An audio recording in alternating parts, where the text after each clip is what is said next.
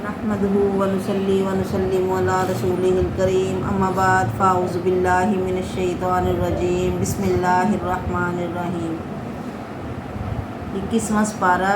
मक्का मुकर्रमा में रसूलुल्लाह सल्लल्लाहु अलैहि वसल्लम और मुसलमानों पर जो जुल्म सितम हो रहा था, इन्हें ईमान पर साबित कदम रहने में जो मुश्किलात पेश आ रही थी, सूरत के शुरू से यहाँ तक इन्हें इन मुश्किलात को बर्दाश्त करने और इन पर इस्तिकामत इख्तियार करने के लिए अल्लाह ताला की आजमाइश की सुन्नत बयान की गई है। इसके नमूने के लिए पहले उलुल अज़म पैगम्बरों की आजमाइश और उनकी कौमों के शदीद सख्त रवैये पर इनके सब्र को बयान किया गया है। साथ ही नाफरमान कौमों का इबरतनाक इंजाम ज़िक्र किया गया है। मकसद मुसलमानों को तसल्ली देना है और मुश्किल से मुश्किल हालात में भी इस्तिकामत की तलकीन है।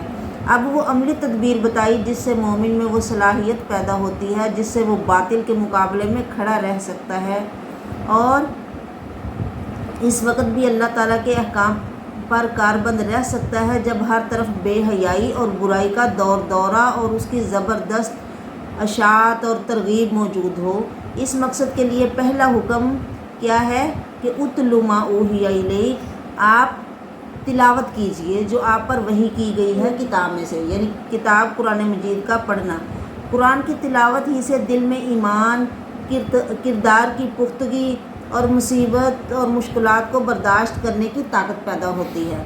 और ये बात तजर्बे से साबित है कि जिस तरह शायर या मुसन्निफ़ का कलाम बार बार पढ़ा जाए, आदमी को इससे मोहब्बत हो जाती है। जिसके शेर सुने जाएँ या जिसका कोई नावल या डाइजेस्ट पढ़ता है ना, उसे फिर वही अच्छा लगता है।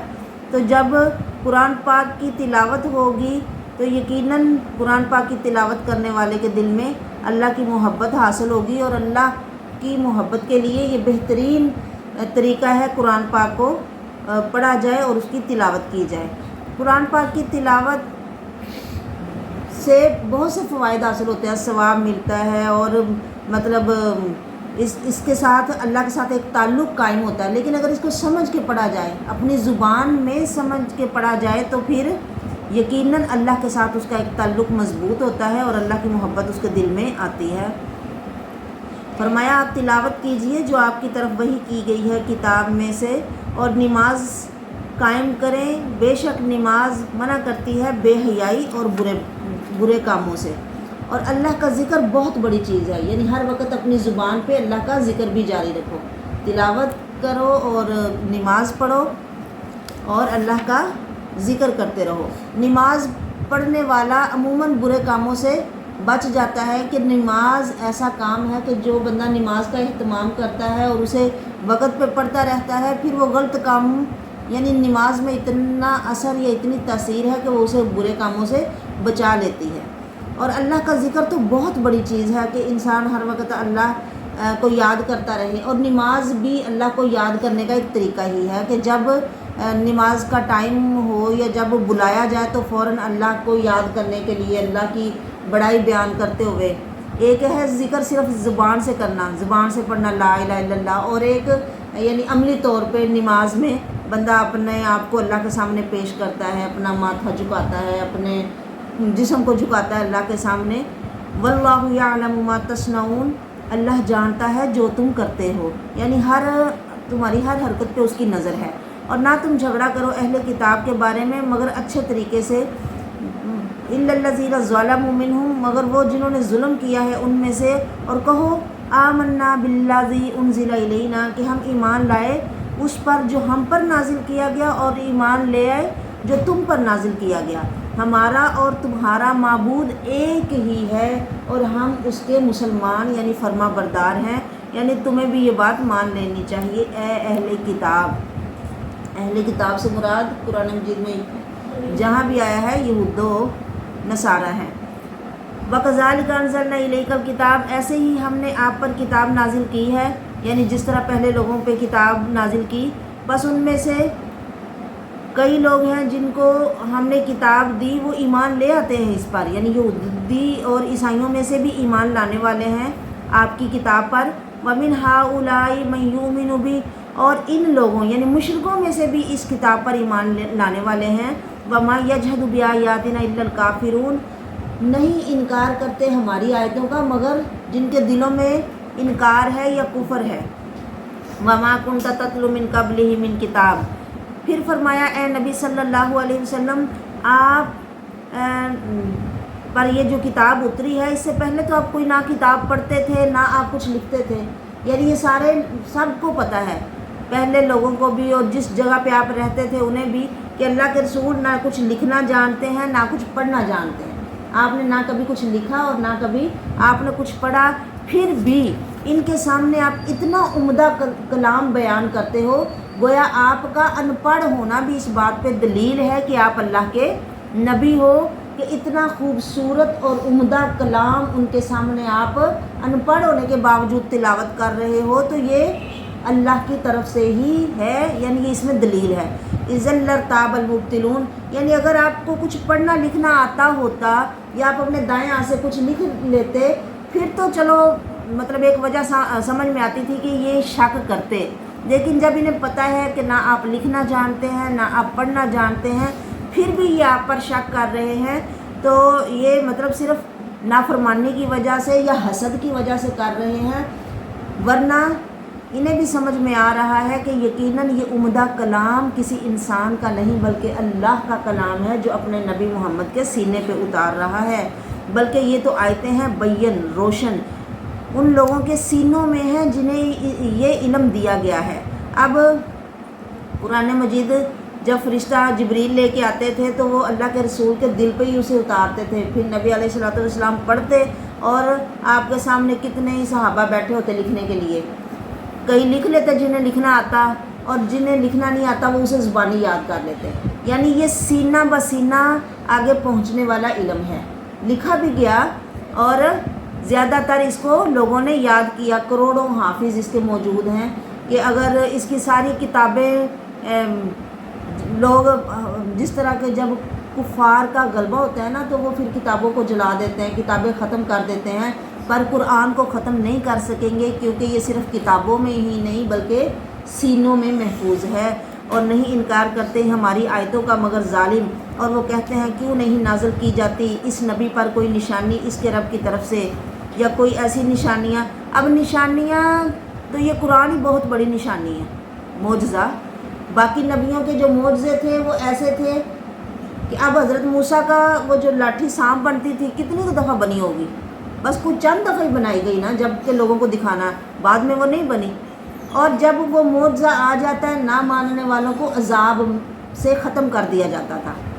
نبی گیا معجزہ بھی گیا، پر اللہ اکبر نبی صلی اللہ علیہ وسلم چونکہ قیامت تک کے لوگوں کے لیے نبی بن کے آئے ہیں اور ساری دنیا کے لیے نبی بن کے آئے ہیں، تو اللہ نے وہ معجزہ دیا قرآن پاک کہ جو رہتی دنیا تک رہے گا اور محفوظ ہے، اسے جب بھی کوئی پڑھے جس دور میں بھی پڑھے، جب بھی اس سے کوئی ہدایت حاصل کرنا چاہے تو یہ قرآن ان کو ہدایت دیتا ہے، انہیں اللہ کی راہ بتاتا ہے، اور ہر پڑھنے والے کو ایسے لگتا ہے کہ یہ مجھے ہی بات سمجھائی جا رہی ہے، یعنی یہ زندہ جاوید معجزہ ہے میرے محمد کا، یعنی اس سے بڑی ان کو اور کون سی نشانی چاہیے؟ کہہ دو پھر جو تم نشانیاں مانگتے ہو وہ اللہ کے ہی پاس ہیں، وہ چاہے تو دکھائے نہ چاہے تو اس کی مرضی، اور میں نبی محمد تو صرف تمہیں صاف ڈرانے والا ہوں۔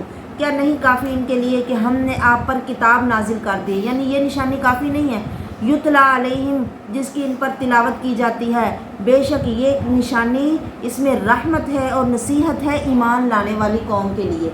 پہلے لوگوں کے جو معجزات تھے، معجزہ نہ ماننے کے بعد پھر عذاب آتا تھا، پر قرآن کو نہ ماننے والوں کو بھی ایک ٹائم دیا جاتا ہے کہ شاید پھر ہدایت مل جائے، پھر آ جائیں، پھر کبھی آ جائیں، کبھی پلٹ آئیں، یعنی جب بھی زندگی پوری ان کے لیے مہلت ہے کہ جب بھی کوئی پلٹ آئے، یہ کتاب تو رحمت ہے سارے جہانوں کے لیے اور نصیحت ہے۔ کہہ دیجئے اللہ کافی ہے میرے اور تمہارے درمیان گواہ، وہ جانتا ہے جو آسمانوں اور زمینوں میں ہے، اور وہ جو ایمان لاتے ہیں باطل پر اور کفر کرتے ہیں اللہ کا، یہی لوگ خسارہ پانے والے ہیں۔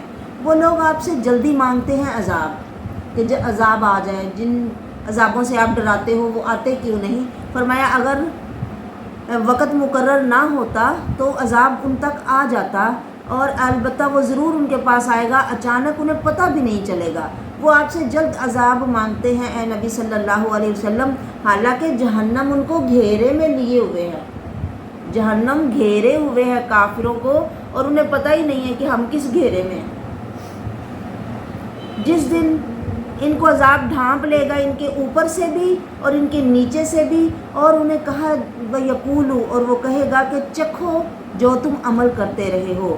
اے میرے بندو جو ایمان لے آئے ہو، جنہوں نے کلمہ لا الہ الا اللہ محمد الرسول اللہ پڑھ لیا ہے، میری زمین بڑی وسیع ہے، یعنی کسی ایک جگہ پہ اگر تم دین پر عمل نہیں نہ کر سکتے، کچھ ہوتے ہیں اس طرح کے علاقے کہ وہاں رہ کے انسان دین پر عمل نہ کر سکے، تو فرمایا وہ جگہ چھوڑ کے دوسری جگہ پہ چلے جاؤ، یعنی ہجرت کرو، فاعبدون، اور صرف میری پوجا کرو، فإیایا فاعبدون، صرف میری عبادت کرو، کل نفس ذائقۃ الموت، ہر جان کو موت کا مزہ چکھنا ہے، یعنی دنیا ایک مسافر خانہ ہے اور ہم سب اس کے مسافر ہیں، جو کس سفر پہ جا رہے ہیں؟ آخرت کے سفر پہ۔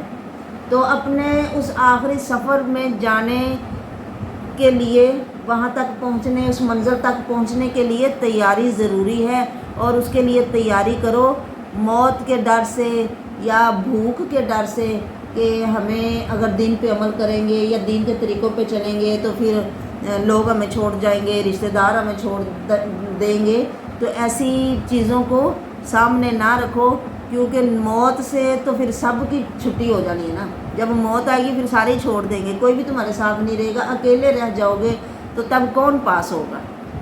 تب بھی اللہ کے پاس ہی جانا ہے، تو کیوں نہ آپ اپنی زندگی میں، اپنی سانسوں میں اپنے اللہ کی قدر کرو، جس کے پاس جانا ہے، تاکہ جب ہم اس کے پاس جائیں تو وہ ہماری قدر کرے، پھر ہمارے پاس ہی تمہیں آنا ہے۔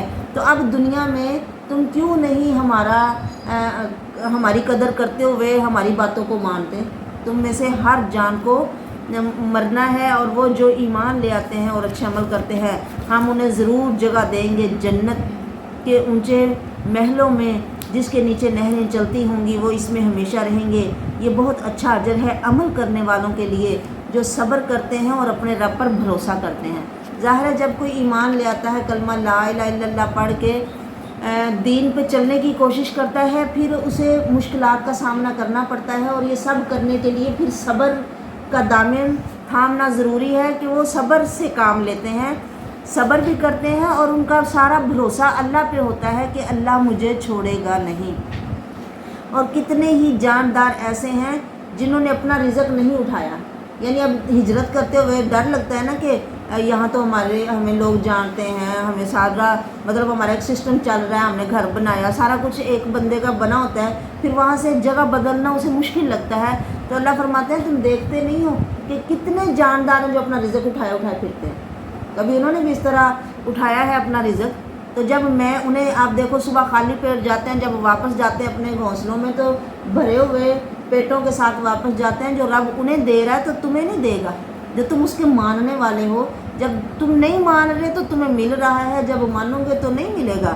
اللہ یرزقھا وإیاکم، اللہ سب جانداروں کو رزق دیتا ہے اور تمہیں بھی وہی دے رہا ہے اور دیتا رہے گا۔ وہو السمیع العلیم، وہ سننے والا جاننے والا ہے، یعنی وہ تمہارے حالات سے پورا باخبر ہے اور تمہاری ہر بات کو سنتا ہے۔ اگر تم ان سے پوچھو کہ کس نے پیدا کیا آسمانوں زمینوں کو اور کس نے مسخر کر دیا سورج اور چاند کو، تو ضرور کہیں گے کہ یہ سارے کام اللہ نے کیے ہیں۔ تو کہو فَأَنَّىٰ يُؤْفَكُونَ، پھر تم کہاں بہکائے جا رہے ہو؟ یعنی جس نے سب کچھ کیا ہے اسے چھوڑ کے پھر دوسروں کے در پہ کیوں ٹھوکریں کھاتے ہو؟ اللہ یبسط الرزق، اللہ کھلا رزق دیتا ہے جس کو چاہتا ہے اپنے بندوں میں سے، اور تنگ کر دیتا ہے جس کے لیے چاہتا ہے۔ یعنی یہ رزق کا زیادہ یا تنگ کرنا اللہ کا امتحان یا آزمائش ہے کہ وہ بندوں کو آزماتا ہے۔ تو تمہیں ہر حال میں اللہ کا شاکر اور صابر بن کے رہنا ہے، ملے تو شکر کرو، نہیں ملتا تو صبر کرو، بے شک اللہ ہر شے کو جاننے والا ہے۔ اگر آپ ان سے پوچھو گے کہ آسمان سے کون پانی اتارتا ہے اور کون اس پانی کے ساتھ مردہ زمین کو زندہ کرتا ہے، تو وہ ضرور کہیں گے کہ یہ سارے کام اللہ کرتا ہے۔ تو کہیے الحمدللہ، پھر سب تعریفیں اللہ کے لیے ہیں، اسی کی تعریف تمہیں کرنی چاہیے۔ بل اکثرهم لا یعقلون، بلکہ اکثر ان میں سے عقل نہیں رکھتے، یعنی وہ یہ بات سمجھتے نہیں کہ جس کا کھائیے اسی کا گائیے، جس کی زمین پہ رہ رہے ہو، جس کا رزق کھا رہے ہو، پھر اسی کی تعریف نہیں کرتے، اسی کی ہی بات ماننے کو آپ تیار نہیں ہو۔ دنیا کی زندگی تو ایک کھیل اور تماشا، یعنی بس لہو و لعب ہی ہے، یعنی جیسے تھوڑی دیر کے لیے کھیل تماشا تھوڑی دیر کے لیے ہوتا ہے پھر ختم ہو جاتا ہے نا، ایسے یہ دنیا کی زندگی اپنی حقارت کے ساتھ بات بیان کی گئی ہے نا، یعنی تھوڑا ہونے کی وجہ سے ایسے ہی ہے جیسے کھیل تماشا ہو، اور آخرت کا گھر اصل زندگی تو وہی ہے، ہمیں اسی کی ہی فکر کرنی چاہیے۔ اگر یہ لوگ یعلمون علم رکھتے ہوں تو یہ اسی کا ہی خیال کریں، آخرت کی زندگی کو ترجیح دیں، اسی کے بارے میں سوچیں۔ جب نبی صلی اللہ علیہ وسلم اور آپ کے صحابہ مطلب ساری زندگی انہوں نے بہت مشقت والی بڑی محنت والی زندگی گزاری ہے، کام کرتے کرتے، اور خصوصاً جب آپ مکہ سے مدینے آئے وہ 10 سال تو آپ کے بڑے ہی سخت تھے کہ ہر روز جنگ ہے، اور جب آپ مسجد گئے وہاں مدینہ تو مسجد نبوی بنائی، اب وہ پتھر ڈھو کے وہ عمارت تعمیر کر رہے تھے صحابہ، تو پتہ کیا ساتھ ساتھ شعر پڑھتے جا رہے تھے۔ اب یہ سارے محنت والے کام ہیں نا، مزدوری کرنا، محنت کرنا، عمارت بنانا، اور جنگ جہاد، کتنے بڑے بڑے کام، اور 10 سال تک مسلسل وہ یہ کرتے رہے، اور اس کے بعد اللہ کے رسول تو دنیا سے چلے گئے، پر صحابہ بعد میں بھی کرتے رہے، اور کیسے وہ جب تک زندہ رہے اسلام کا پھریرا پوری دنیا میں لہرانے کے لیے کوشش ہی کرتے رہے، جنگیں کرتے رہے، جہاد کرتے رہے۔ تو جب وہ پتھر ڈھو رہے تھے نا تو کہتے لا عیشہ الا عیش الآخرہ، یعنی دنیا کی بھی عیش کوئی عیش ہے، یعنی ہر بندے کا جی چاہتا ہے نا میں عیش سے رہوں، آرام سے رہوں، کوئی کام نہ مجھے کرنا پڑے۔ اب وہ کام کر رہے ہیں اور ساتھ سے یہ بھی کہہ رہے ہیں کہ عیش دنیا کی عیش بھی کوئی عیش ہے، اصل عیش تو آخرت کی عیش ہے کہ جو ہمیں اللہ آخرت میں دے۔ فَإِذَا رَكِبُوا فِي الْفُلْكِ دَعَوُا اللَّهَ مُخْلِصِينَ لَهُ الدِّينَ، بس جب وہ کسی کشتی میں سوار ہوتے ہیں تو صرف اللہ کو ہی پکارتے ہیں، اسی کی عبادت خالص کرتے ہیں، پھر بس جب اللہ ان کو نجات دے دیتا ہے، خشکی کی طرف آ جاتے ہیں، تو پھر وہ اللہ کے ساتھ شرک کرنے لگ جاتے ہیں۔ یعنی یہ لوگوں کا وتیرا ہے کہ جب بڑی مشکل میں پھنستے ہیں تو تب انہیں سمجھ آتی ہے کہ اب یہاں پہ کوئی نہیں پہنچے گا، اب یہاں پہ صرف اللہ ہی بچائے گا، تو اللہ کو پکارتے ہیں، لیکن جب نجات ملتی ہے تو پھر اللہ کے ساتھ شریک ٹھہراتے ہیں، اور نیازیں جا کے دوسروں کے آگے رکھتے ہیں، اور کہتے ہیں انہیں خوش کرنے کی کوشش کرتے ہیں۔ اللہ کو یہ برا لگتا ہے۔ لِيَكْفُرُوا بِمَا آتَيْنَاهُمْ، وہ کفر کرتے ہیں، یعنی اس طرح کی حرکتیں کر کے وہ کفر کرتے ہیں جو ہم نے ان کو دیا۔ وَلِيَتَمَتَّعُوا، پھر ٹھیک ہے اٹھا لیں اپنی دنیا کا فائدہ، یعنی ایک تکلیف سے نجات ملی ہے تو کیا اب ان کو دوبارہ کوئی اور تکلیف نہیں پہنچے گی؟ انہیں پتہ چل جائے گا، کیا نہیں وہ دیکھتے کہ ہم نے بنایا ہے اس جگہ کو حرم والا اور امن والی، محترم، احترام اتنا کہ کوئی اپنے باپ کے قاتل کو بھی دیکھ لے تو اسے بھی نہیں پکڑتا، اور حالانکہ اس کے ارد گرد لوگ اچکے جاتے ہیں، یعنی نہ کسی کا جان محفوظ، نہ کسی کا مال محفوظ، اور لوٹ مار، قتل و غارت یہ عرب کے لوگوں کا نا عام وتیرا تھا، یا ان کا کاروبار ہی یہی تھا کہ ہر وقت لوٹ مار اور لوٹ کھسوٹ ہی چلتی تھی چاروں طرف۔ لیکن مکہ والے، حرم والے، یہ لوگ محفوظ تھے ان چیزوں سے، اس وجہ سے کعبہ کی حرمت کی وجہ سے لوگ کعبے کا احترام کرتے تھے، اور مکہ کے رہنے والوں کا بھی احترام کرتے تھے، اور یہ کعبہ والے اگر باہر کسی جگہ پہ جاتے تھے سفر کرتے ہوئے تو بھی وہ ان کو نہیں چھیڑتے تھے، ان کا احترام کرتے تھے کہ یہ کعبہ کے متولی ہیں، یا کعبہ کی خدمت کرنے والے ہیں، یا اس کی حفاظت کرنے والے ہیں۔ یعنی جس کعبہ کی وجہ سے تمہیں اتنی عزت ہے لوگوں، کہ جب ہر طرف لوٹ کھسوٹ کا بازار گرم ہے اور تم امن سے رہ رہے ہو، تو جس کے گھر کی وجہ سے احترام ہے اس گھر کے رب کی پوجا نہیں کرتے۔ یہی بات اللہ نے سورۃ قریش میں بیان کی ہے نا، فَلْيَعْبُدُوا رَبَّ هَٰذَا الْبَيْتِ، انہیں اس گھر کے رب کی عبادت کرنی چاہیے، جس گھر کی وجہ سے انہیں گرمی سردی کے سفروں میں امن حاصل ہے، اور جب لوگ بھوک سے مر رہے ہیں انہیں چاروں طرف سے رزق خود ان کے پاس چل کے آتا ہے، اور پھل ان کے پاس چل کے آ رہے ہیں، تو یہ کیوں نہیں اللہ کو مانتے پھر بھی یہ باطل پر ہی ایمان لاتے ہیں اور اللہ کی نعمتوں کا کفر کرتے ہیں۔ اور کون بڑا ظالم ہے جو اللہ پہ جھوٹ بولے اور اللہ کی سچی بات کو جھوٹا سمجھے جب کہ وہ اس کے پاس آئی ہے؟ کیا جہنم کافی نہیں ہے کافروں کا ٹھکانہ؟ اور وہ جو جہاد کرتے ہیں ہماری راہ میں، ہم ان کو ضرور سیدھے راہ کی ہدایت دیں گے، یعنی دنیا میں بھی انہیں ایسی راہیں دکھائیں گے کہ دنیا میں بھی رزق اور عزت ان کو فراوانی سے ملے گا، اور آخرت میں بھی بے شک اللہ نیکی کرنے والوں کے ساتھ ہے۔ آپ دیکھ لیں جب تک لوگ جہاد کرتے رہے اسلام غالب رہا، مسلمانوں کی عزت رہی اور مسلمانوں کی شان و شوکت ساری دنیا نے دیکھی۔ جب سے جہاد کو لوگوں نے ترک کر دیا، چھوڑ دیا، اب چاروں طرف سے مسلمان کافروں کے ہاتھوں سے پٹ رہے ہیں، مار کھا رہے ہیں اور مظلوم بنے ہوئے ہیں۔ اسی لیے ضروری ہے، فرمایا اسلام کی چوٹی یا کوہان جہاد ہے، یعنی عزت اسلام کی اسی میں ہے کہ لوگ جہاد کرتے رہیں، یعنی اپنے مال سے بھی اپنی جان سے بھی اللہ کے دین کو بلند کرنے کی کوشش کرتے رہیں۔ کرتے رہو گے تو کافر دبے رہیں گے، اگر چھوڑ دو گے تو پھر کافر تمہارے اوپر چڑھ آئیں گے اور پھر وہ تمہیں دبا کے رکھیں گے۔ اب خود ہی سوچ لو کہ کون سا کام اچھا ہے۔ اس کے بعد سورۃ روم، بسم اللہ الرحمن الرحیم، الف لام میم، غلبت الروم، رومی مغلوب ہو گئے۔ قریب زمین میں سے، یعنی جو مکہ کے قریب زمین ہے نا، وہاں پہ جو رومیوں اور ایرانیوں کی لڑائی ہوئی اس دور میں، اللہ کے رسول صلی اللہ علیہ وسلم جب یہ تبلیغ کر رہے تھے نا، تو اس وقت جو بڑی طاقتیں تھیں روم والے تھے اور ایران والے تھے۔ روم والے عیسائی تھے، اس لیے مسلمانوں کی ہمدردیاں ان کے ساتھ تھیں۔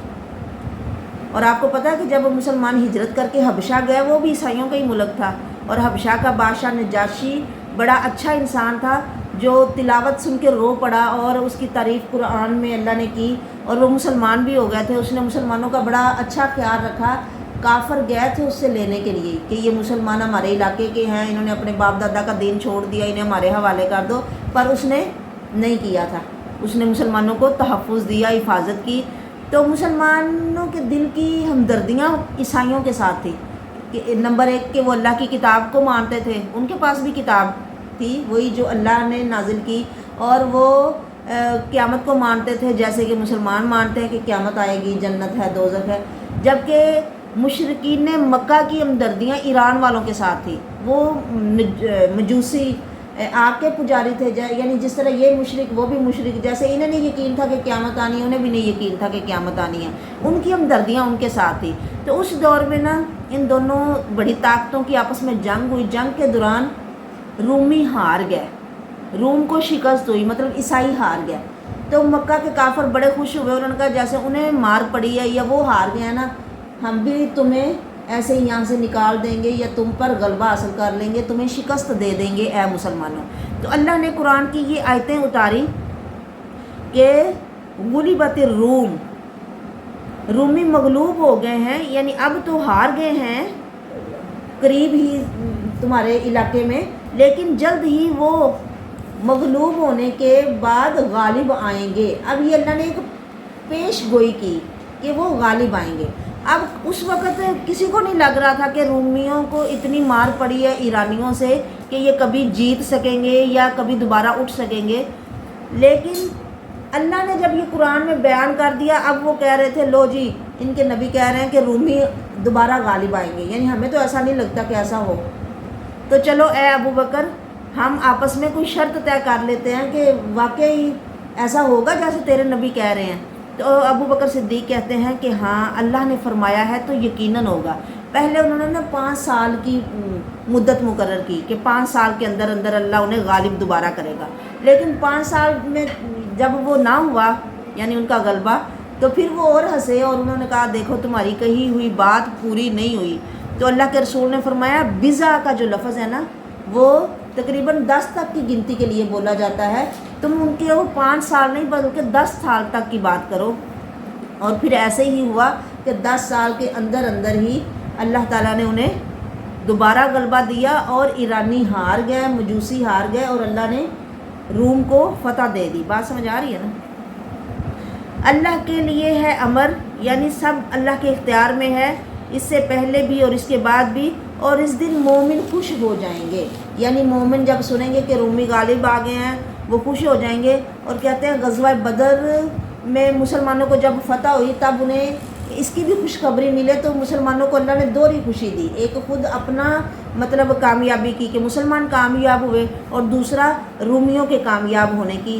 بنصر اللہ، اللہ کی مدد سے وہ مدد کرتا ہے جس کی چاہتا ہے، اور وہی سب پر غالب نہایت رحم والا ہے۔ اللہ کا وعدہ ہے، اللہ اپنے وعدے کی خلاف ورزی نہیں کرتا، لیکن اکثر لوگ نہیں جانتے۔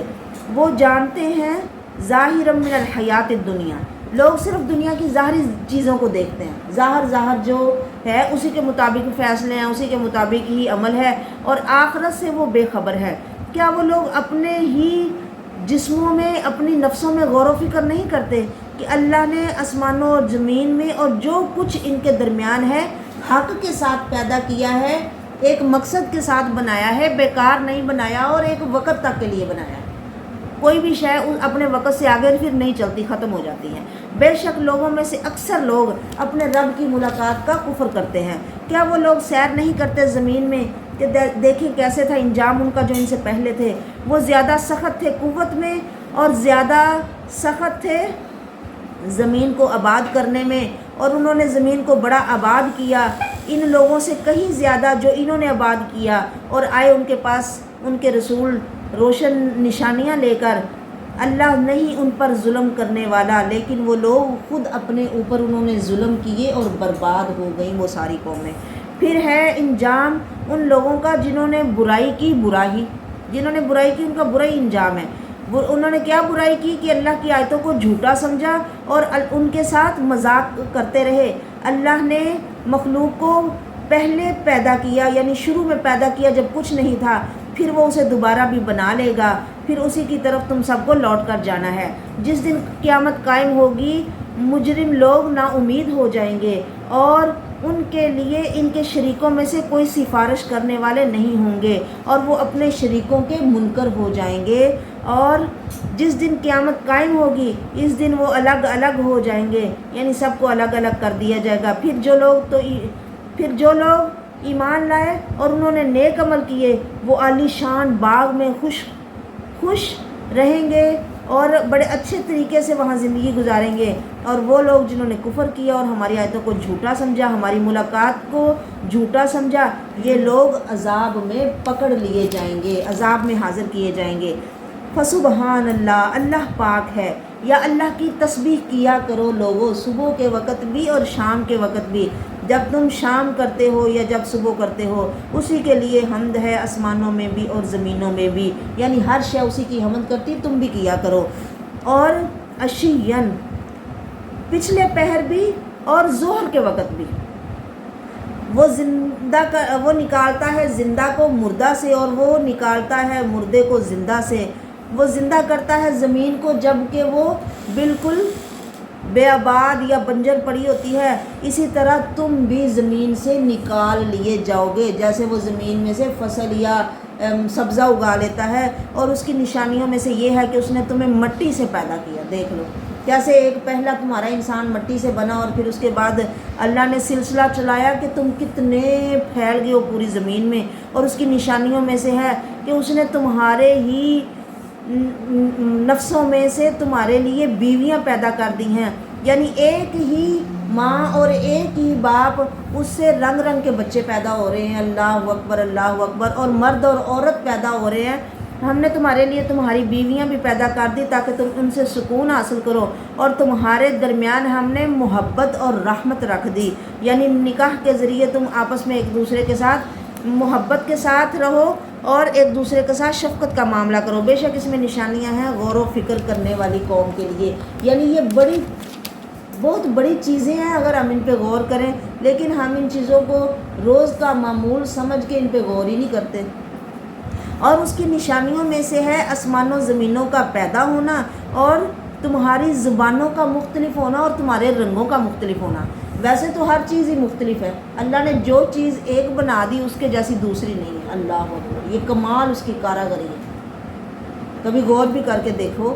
تو اب ایک کتنے انسان ہیں، کوئی انسان کسی سے نہیں ملتا، ایک ماں کے 4-5 بچے بظاہر دیکھنے میں لگتا ہے ایک جیسے ہیں لیکن نہیں ملتے۔ اب یہاں پہ اللہ نے 2 چیزوں کو بیان کیا، زبانوں کا مختلف ہونا اور رنگوں کا مختلف ہونا۔ ایک ہی ماں باپ کی اولاد کے بچوں کے رنگ مختلف ہوتے ہیں، اور ویسے بھی پوری دنیا میں بھی اگر ہم دیکھیں تو کوئی کالے، کوئی سفید، کوئی سرخ، ہاں، لیکن ان میں بھی سفیدوں میں بھی کئی طرح کی سفیدی ہے، سارے سفید ایک جیسے سفید نہیں ہیں، سارے کالے ایک جیسے کالے نہیں ہیں۔ اور زبانیں دیکھو کتنی دنیا میں زبانیں بولی جاتی ہیں، اللہ نے اتنی الگ الگ زبانیں سب کو دے دی ہیں، اور پھر ہر زبان میں کئی لہجے اور کئی زبانیں ہیں۔ اب پنجابی زبان کو ہی دیکھ لو کہ ہر کچھ میلوں کے بعد لہجہ بھی بدل جاتا ہے، لفظ بھی بدل جاتے ہیں، ہے نا؟ اور یہ چیز آپ دیکھتے ہو تو یہ کون کرتا ہے؟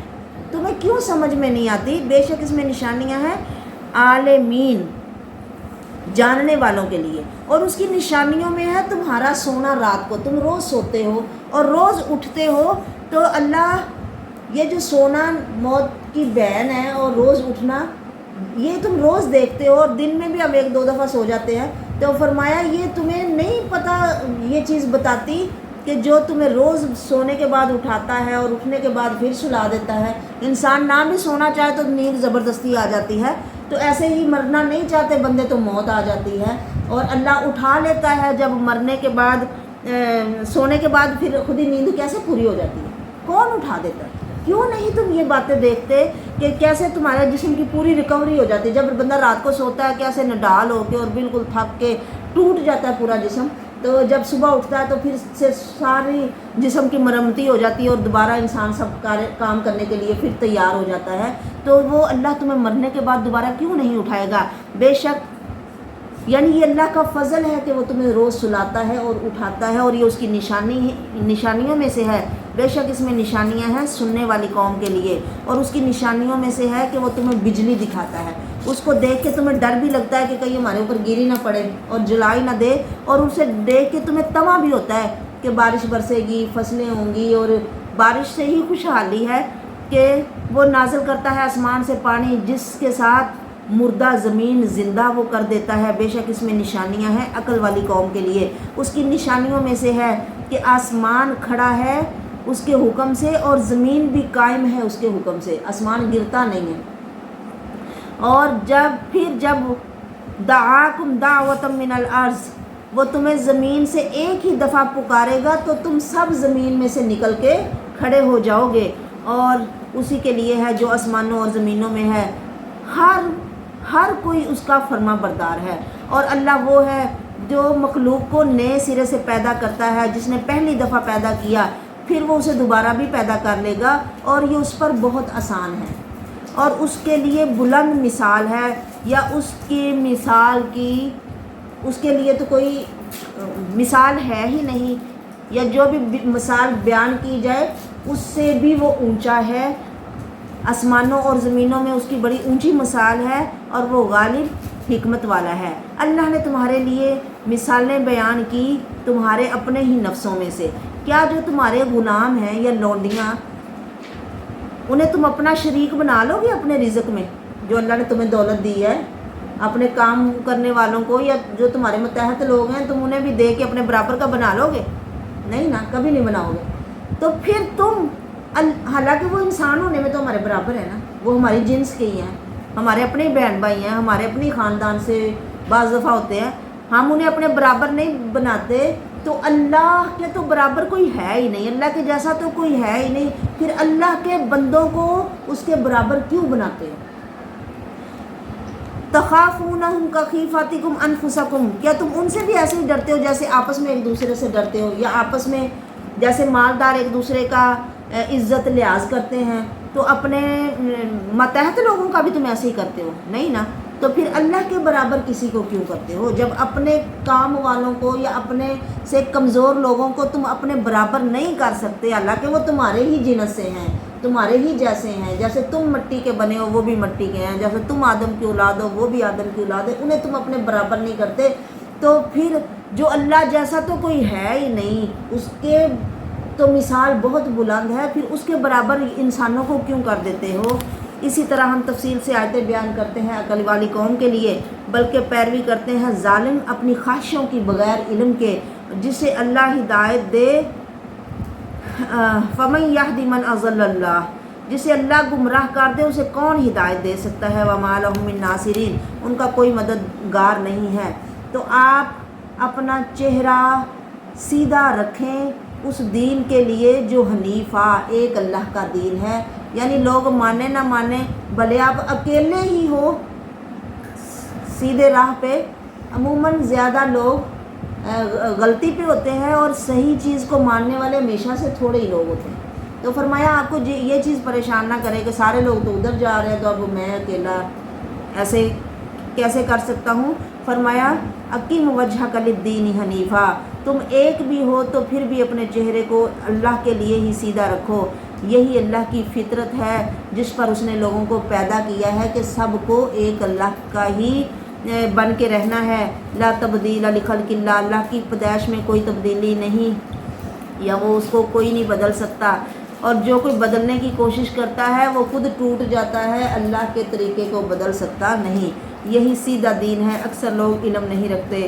منیبین الیہ، اس کی طرف رجوع کرتے ہوئے اور اس سے ڈرتے ہوئے، اور نماز قائم کرو اور شرک کرنے والوں میں سے نہ ہو جاؤ، ان لوگوں سے جنہوں نے اپنے دین کو ٹکڑے ٹکڑے کر دیا اور کئی گروہ ہو گئے، ہر گروہ اسی پر جو ان کے پاس ہے خوش ہے، اور جب لوگوں کو کوئی تکلیف پہنچتی ہے تو وہ اپنے رب کو اس کی طرف رجوع کرتے ہوئے پکارتے ہیں، پھر جب وہ انہیں اپنی طرف سے کوئی رحمت چکھاتا ہے تو اچانک ان میں سے کچھ لوگ اپنے رب کے ساتھ شریک ٹھہرانے لگتے ہیں تاکہ جو کچھ ہم نے انہیں دیا وہ اس کی ناشکری کریں۔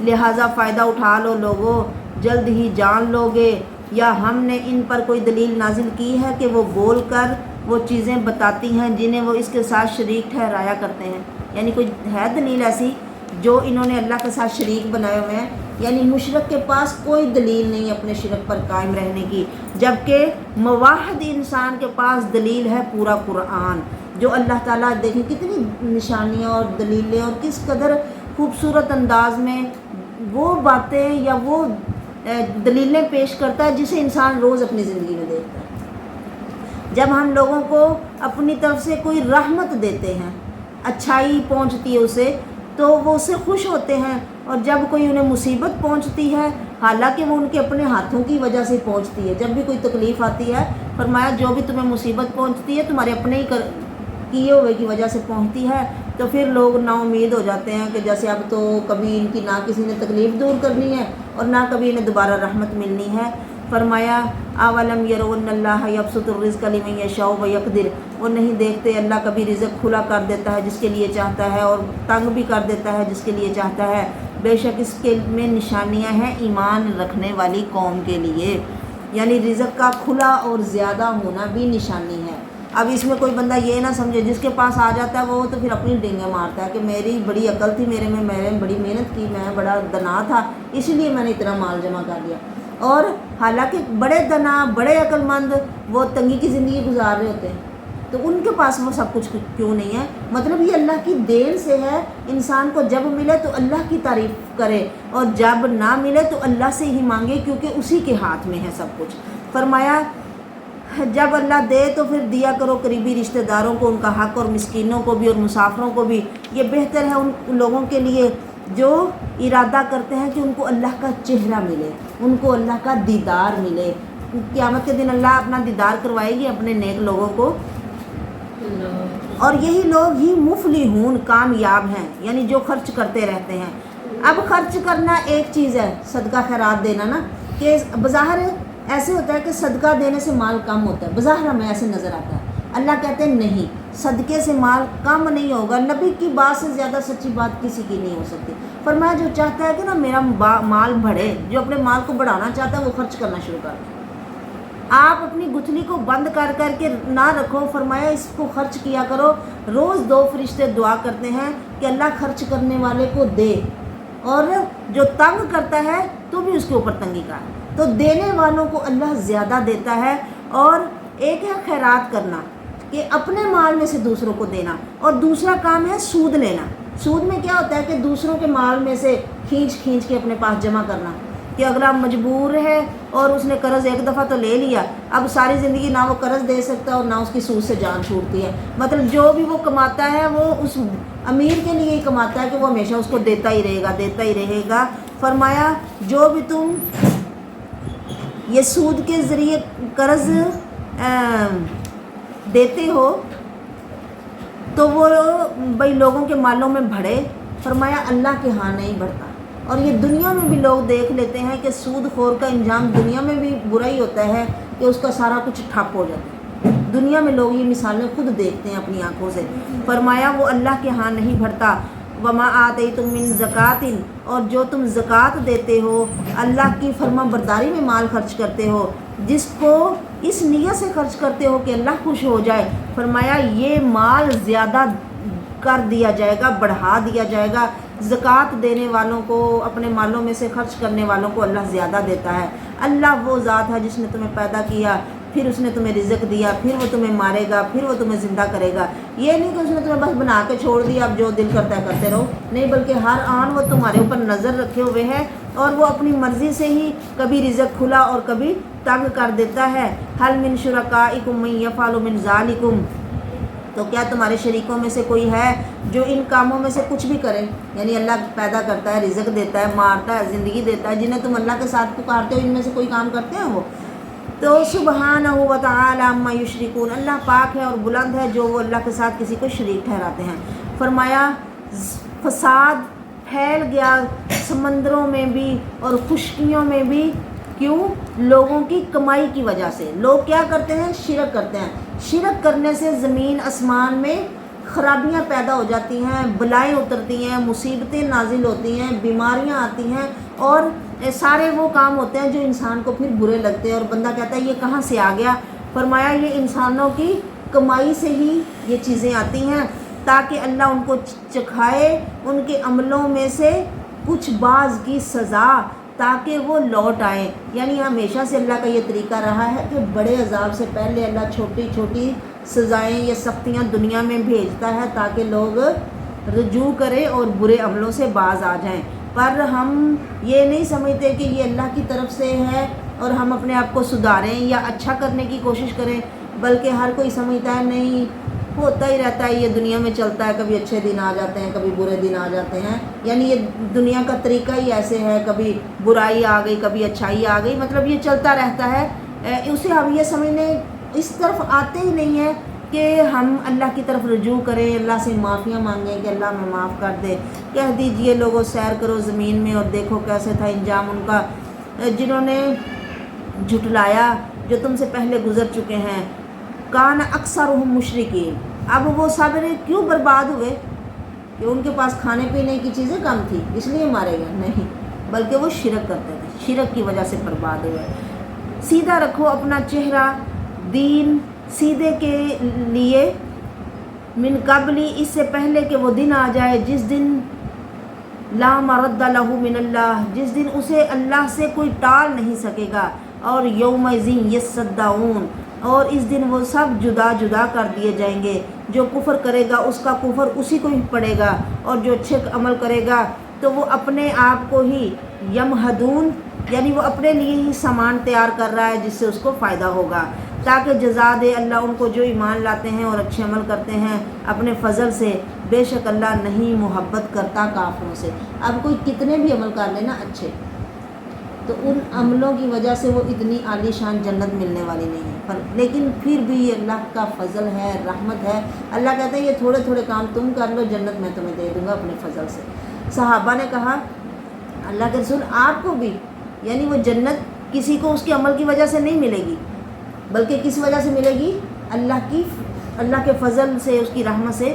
فرمایا ہاں مجھے بھی نہیں، یعنی کوئی جتنی بھی عبادت کر لے تو یہ کس سے ملنی ہے؟ اللہ کے فضل سے ملنی ہے۔ آپ کو یہ نہ سوچے تو ہم تو اب پھر جب ملنی ہے اللہ کے فضل سے پھر چھوڑ دیتے ہیں سب کچھ، نہیں، ہمیں کوشش کرنی ہے تھوڑی، وہ مطلب اپنے آپ کو اس طرح بنانے کی کوشش کرنی ہے کہ ہم مسلمانوں کی طرح کے لگیں، یا ہم مسلمان ہو جائیں، یا ہم ان کے طریقے پہ چلنے والے بنتے رہیں، تھوڑا کچھ تھوڑی محنت ہم کرتے رہیں اور بڑا فضل وہ کر کے ہمیں وہ اچھی جگہ پہ پہنچا دے گا۔ اور اس کی نشانیوں میں سے ہے کہ وہ ہوائیں بھیجتا ہے جو خوشخبری دیتی ہیں تاکہ وہ تمہیں چکھائے اپنی رحمت، اور تاکہ وَلِتَجْرِيَ الْفُلْكُ بِأَمْرِهِ، اور تاکہ ان ہواؤں کے ساتھ کشتیاں چلتی ہیں اس کے حکم سے۔ یعنی ہوائیں جب نرم اور ان کے رخ میں چلتی ہیں تو پھر کشتیوں کو چلنا آسان ہو جاتا ہے نا، اور تاکہ تم تلاش کرو اس کا فضل اور تاکہ تم شکر کرو۔ اور ہم نے بھیجے آپ سے پہلے کئی رسول ان کی قوموں کی طرف، وہ ان کے پاس روشن نشانیاں لے کر آئے۔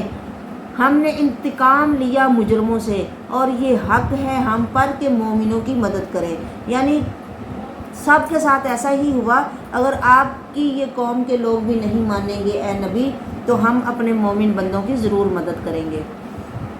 اللہ بھیجتا ہے ہوائیں، وہ تسیرو سحابن، وہ بادل کو اٹھاتی ہیں اور پھر وہ انہیں آسمان میں پھیلا دیتا ہے جیسے چاہتا ہے، اور وہ اسے ٹکڑے ٹکڑے کر دیتا ہے۔ بس تو بارش کو دیکھتا ہے کہ ان کے درمیان میں سے نکلتی ہے، اور پھر جب وہ اسے اپنے بندوں میں سے جس پر چاہتا ہے برسا دیتا ہے تو لوگ بہت خوش ہو جاتے ہیں جب ان پہ بارش برستی ہے۔ فرمایا کئی لوگ پہلے بہت نا امید ہوتے ہیں جب بارش نہیں ہو رہی ہوتی، تو ایسے کہ جیسے پتہ نہیں اب تو کبھی بارش برسنی نہیں، لیکن جیسے ہی بارش برستی ہے تو خوش ہوتے ہیں۔ اور بارش برسنے کی وجہ سے فرمایا کئی لوگ اللہ پر ایمان میں زیادہ ہو جاتے ہیں، اور کئی شرک کرتے ہیں کہ ستارے فلاں ستارے کی وجہ سے ہم پر بارش برسی۔ جو ستاروں پر ایمان لاتے ہیں تو فرمایا وہ میرے ساتھ کفر کرتے ہیں۔ یعنی اگر کچھ ملے بجائے اس کے کہ یہ اللہ نے اپنے فضل سے دیا، اس کی اپنی رحمت سے دیا، تو وہ دوسروں کی تعریف کرنے لگتے ہیں یا دوسروں کی صفت بیان کرنا شروع کر دیتے ہیں، تو اللہ کی وہ اس میں شرک کرتے ہیں۔ تو فرمایا ایسا نہیں کرنا چاہیے، جب اللہ خوش کرتا ہے تو تمہیں بھی وہ کام کرو جس سے اللہ خوش ہو جائے۔ ان کانوا من قبل ان ينزل علیہم، حالانکہ بے شک ان سے پہلے ان پر برسائی جائے، اس سے پہلے یقیناً وہ نا امید تھے۔ بارش جب نہیں برستی، کچھ تھوڑا عرصہ لمبا ہو جاتا ہے تو لوگ نا امید ہو جاتے ہیں کہ پتہ نہیں اب وہ برسنی نہیں۔ پس دیکھ اپنے رب کی رحمت کی نشانیوں کی طرف کہ کیسے وہ زمین کو زندہ کرتا ہے اس کے مردہ ہونے کے بعد، اور ایسے ہی وہ مردوں کو بھی زندہ کرے گا۔ اللہ ہر شے پہ قادر ہے۔ اگر ہم ہوائیں بھیجیں فرعوہ مصفرن، تو وہ اس کھیتی کو زرد پڑی ہوئی دیکھیں تو یقیناً اس کے بعد ناشکری کرنے لگیں۔ یعنی کئی ہوائیں آتی ہیں جس سے کھیتیاں برباد ہو جاتی ہیں، تو پھر لوگ اللہ کے ساتھ ناشکری کرتے ہیں۔ اور بے شک آپ مردوں کو نہیں سنا سکتے، آپ بہروں کو بات سنا ہی نہیں سکتے جب وہ پیٹھ پھیر کے منہ موڑ لیں۔ وَمَا أَنْتَ بِهَادِ الْأُمْيِ، آپ اندھوں کو راستہ نہیں دکھا سکتے ان کی گمراہی کہ وہ گمراہی پر ہے، یا ان کی گمراہی سے راہ پر لانے والا ہے، اور نہ تو کبھی اندھوں کو ان کی گمراہی سے راہ پر لانے والا ہے۔ تو نہیں سناتا مگر انہی کو جو ہماری آیات پر ایمان لاتے ہیں، پھر وہ فرما بردار ہیں۔ اللہ وہ ہے جس نے پیدا کیا تم کو کمزوری سے، دیکھتے نہیں ہو کہ تم کیا تھے پہلے، ہاں کیسے نطفے کی مختلف حالتیں، پانی کا قطرہ، خون، بوٹی، اور پھر بچہ، اور پھر آہستہ آہستہ بڑا، پھر جوان، اور پھر دوبارہ پھر کمزور کمزور کمزور اور بالکل ہی کمزور ہو جاتے ہو۔ یخلق ما یشاء، وہ جس طرح چاہتا ہے پیدا کرتا ہے۔ اللہ علم والا اور قدرت والا ہے۔ جس دن قیامت قائم ہوگی مجرم قسمیں کھائیں گے کہ ہم تو دنیا میں صرف ایک گھڑی رہ کے آئے ہیں۔ اسی طرح وہ بہکائے جاتے تھے، اور وہ جن کو علم دیا گیا اور جو ایمان والے ہیں وہ کہیں گے تم دنیا میں رہے ہو اتنی دیر، اب کتاب میں کیا لکھا تھا کہ قیامت تک، یعنی تم دنیا میں رہے ہو اللہ کے لکھے ہوئے کے مطابق قیامت تک، اور یہ فہذا یوم البعث، تو اب یہ قیامت کا دن آ گیا ہے لیکن تم نہیں جانتے۔ پس اس دن نہیں نفع دے گا ظالموں کو ان کا عذر، اور نہ ہی ان کی توبہ قبول کی جائے گی یا انہیں معافی مانگنے کا موقع دیا جائے گا۔ ہم نے بیان کی ہے لوگوں کے لیے اس قرآن میں ہر مثال، وَلَكَ إِن جِئْتَهُم بِآيَةٍ، اگر آپ ان کے پاس کوئی بھی نشانی لے کے آؤ تو کافر یہی کہیں گے کہ یہ تو جھوٹ ہے۔ اسی طرح اللہ مہر لگا دیتا ہے ان کے دلوں پر جو علم نہیں رکھتے، صبر کرو۔ اب یہ سارا تبلیغ کا کام فرمایا صبر سے ہی ہونا ہے، صبر کرتے رہو، بے شک اللہ کا وعدہ سچا ہے اور تجھے ہر لوگ ہرگز ہلکا نہ کر دیں جو یقین نہیں رکھتے۔ یعنی آپ صبر کا دامن ہاتھ سے نہ چھوڑو بلکہ خوب مضبوط اور مستحکم ہو کر اپنے موقف پر ڈٹے رہو۔ بسم اللہ الرحمن الرحیم، سورۃ لقمان۔ الف لام میم، تلک آیات الکتاب الحکیم، یہ آیتیں ہیں کتاب حکمت والی کی، ہدایت اور رحمت ہے نیکی کرنے والوں کے لیے جو نماز قائم کرتے ہیں اور زکوٰۃ دیتے ہیں اور جو آخرت پر یقین رکھتے ہیں، یہی لوگ اپنے رب کی ہدایت پر ہیں اور یہی کامیاب ہیں۔ بالکل یہی بیان پہلے اس پارے کے شروع میں بھی آیا نا، جو نماز پر قائم کرتے ہیں، زکوٰۃ دیتے ہیں اور آخرت کو مانتے ہیں، وہی لوگ اصل میں ہدایت والے ہیں اور وہی کامیاب ہیں۔ اللہ ہمیں بھی یہ عمل کرنے کی توفیق عطا فرمائے جس طرح کے ان کو کرنے کا حق ہے۔ وَمِنَ النَّاسِ مَن يَشْتَرِي لَهْوَ الْحَدِيثِ، فرمایا لوگوں میں سے کچھ ایسے لوگ ہیں جو بیکار کی چیزیں خرید لیتے ہیں تاکہ وہ لوگوں کو اللہ کی راہ سے گمراہ کریں بغیر علم کے۔ اب بیکار کی چیزوں سے کیا مراد؟ لہو میں وہ ساری چیزیں آ جاتی ہیں یعنی جن کا کوئی مقصد ہی نہ ہو، یعنی ایسی چیز جو انسان کو اس کے اصل مقصد سے غافل کر دے۔ اب اس میں سارے قصے، کہانیاں اور سارے وہ ناول اور ساری وہ چیزیں جو انسان ہر وقت دیکھتا رہتا ہے یا جن میں مگن رہ کے وہ اپنی زندگی کے اصل مقصد کو بھولا ہوا ہے، جن میں لگ کے ہمیں قرآن پڑھنے کا ٹائم نہیں ملتا۔ لہو سے مراد گانا بھی ہے کہ گانا سن کے، گانا جو لوگ سنتے رہتے ہیں، گانا سننے سے فرمایا دلوں میں نفاق پیدا ہوتا ہے، پھر جو بول بندہ بولتا ہے جس طرح کے وہ سنتا ہے انہی کو ہی وہ دہراتا ہے، پہلے سن کے وقت ضائع کرتے ہیں پھر انہی کو دہراتا ہے، اور جو چیز بندہ سنتا رہتا ہے پھر اسی کے مطابق ہی عمل، ویسے ہی عمل انسان کو کرنے کی ترغیب ملتی ہے نا، پھر ویسے ہی پھر دلوں میں اب عشقیہ شعر وغیرہ ہیں تو پھر ویسے ہی انسان بیماروں کی طرح ہر وقت انہی کے بارے میں سوچتا رہتا ہے، کسی کی محبت میں گرفتار ہو گئے تو ہر وقت اسی کے بارے میں سوچتا رہا، حالانکہ اللہ کیا چاہتے ہیں؟ اب دنیا میں ہم کسی سے بھی محبت کریں تو یہ ضرور ہے کہ یا وہ آپ کو چھوڑ جائے گا یا آپ کو اسے چھوڑنا ہے، یا ہو قسمت، ممکن ہو قسمت میں لکھا ہی نہ ہو ملنا، تو کیوں نہ بندہ ایسی زندگی گزارے کہ جو مل رہا ہے اس پہ شکر کرے، جو نہیں ملا اس پہ صبر کرے، بجائے اس کے کہ اس کے غم میں پڑا رہے اور سالوں روتا رہے اس کے غم میں۔ ہمیں ایسی محبت کرنی چاہیے جو ہمیں ضرور ملنے والی ہے۔ اب کیا ہے؟ اللہ کی محبت اور رسول اللہ کی محبت، جب ہم ان سے محبت کریں گے تو اللہ ہمیں کبھی نہیں چھوڑے گا، ہاں وہ کبھی بھی نہیں چھوڑے گا، ہم مر بھی جائیں گے تب بھی وہ ہمارا خیال رکھے گا، اور آخرت میں بھی، حشر میں بھی، جنت میں بھی۔ اللہ اکبر، اللہ اکبر۔ تو کیوں نہ ایسی ذات سے محبت کی جائے اور اس کا کلام پاک پڑھا جائے اور اپنے آپ کو لہو میں اور ایسے گانوں میں یا ایسی چیزوں کے سننے میں نہ لگایا جائے جس سے ہمارا زندگی کا کیا مقصد ہے کہ ہم دنیا میں کمائی کرنے کے لیے آئے ہیں کہ آخرت کا گھر اچھا بنا سکیں، ہے نا، یہی مقصد ہے نا۔ تو اب جب ہم اس طرح کی قصے کہانیوں میں پڑھتے ہیں، لہو و لعب میں پڑھتے ہیں، اس طرح کی سٹوریوں کے پیچھے پڑ جاتے ہیں جن کا نام ہے کوئی مقصد نہ فائدہ۔ اب ہمیں کسی کی سٹوری لگی ہوئی ہے، ہم اسے دیکھ دیکھ کے اپنے کئی گھنٹے برباد کرتے ہیں، تو ہمیں ان سے کیا ملتا ہے؟ نہ تو کوئی علم میں اضافہ ہو رہا ہے، وقت ہی ضائع ہو رہا ہے۔ تو قرآن جو سارے علموں کا سر چشمہ ہے، اگر اس کو پڑھیں تو ہمیں علم ملے، عقل ملے، دانائی ملے، اور پھر اس ذات کی محبت ملے جو کبھی نہیں چھوڑے گی ہمیں، ہر حال میں ہمارا ساتھ دے۔ ہاں ہم اکیلے بھی ہوں تو وہ بھی ہمارے ساتھ ہو، ہم تب بھی اس سے باتیں کر سکتے ہیں۔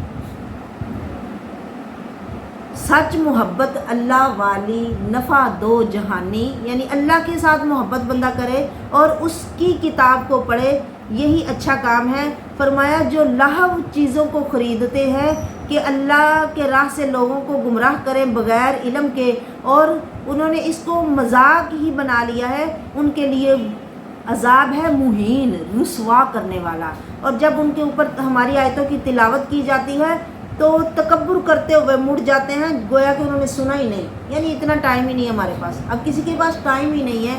اللہ ہمیں ٹائم دے، جو اللہ نے ہمیں ٹائم دیا ہے اسے صحیح معنوں میں خرچ کرنے کی توفیق دے، کیونکہ یہ بھی پوچھا جانا ہے کہ وقت کہاں خرچ کیا۔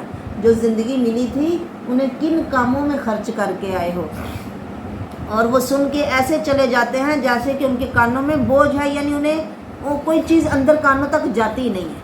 فَبَشِّرْهُ بِعَذَابٍ أَلِيمٍ، خوشخبری دے دیجئے ان کو دردناک عذاب کی۔ بے شک جو ایمان لاتے ہیں، اچھے عمل کرتے ہیں، ان کے لیے نعمتوں والی جنت ہے، وہ اس میں ہمیشہ رہیں گے۔ یہ اللہ کا سچا وعدہ ہے، وہ غالب حکمت والا ہے۔ اللہ نے آسمانوں کو بغیر ستونوں کے پیدا کیا، تم دیکھ رہے ہو، ہم کوئی چھوٹی سے چھوٹی چھت بھی بغیر کسی سہارے کے کھڑی نہیں کر سکتے، تو کیوں نہیں ان چیزوں کو دیکھ کے سبحان اللہ پڑھتے، سبحان اللہ، اللہ اکبر، الحمدللہ۔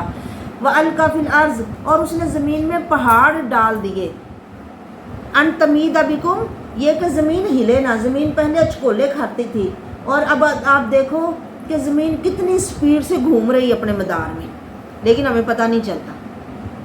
یعنی یہ اللہ کی خاص رحمت ہے ہم پر کہ اس نے پہاڑ بنائے کہ زمین تمہیں لے کر ہلے نہ۔ وَبَثَّ فِيهَا مِن كُلِّ دَابَّةٍ، اور ہر طرح کے جاندار اس میں پھیلا دیے۔ آسمان سے پانی اتارا، اور اس سے اس نے طرح طرح کے عمدہ قسم کے پھل پیدا کیے، یا تمہارے لیے نباتات اگائی۔ یہ اللہ کی مخلوق ہے، تو مجھے دکھاؤ جن کو تم اللہ کے سوا پوجتے ہو ان کی کون سی مخلوق ہے، انہوں نے کیا بنایا ہے، بلکہ ظالم کھلی گمراہی میں ہیں۔ ہم نے لقمان کو حکمت دی کہ تو شکر کر اپنے اللہ کا، جو شکر کرتا ہے اس کا شکر اس کو ہی فائدہ دیتا ہے، اور جو کفر کرتا ہے تو اللہ کو اس کا کفر کوئی نقصان نہیں پہنچاتا، کیونکہ اللہ غنی، تعریف کیا ہوا اور بے پرواہ ہے۔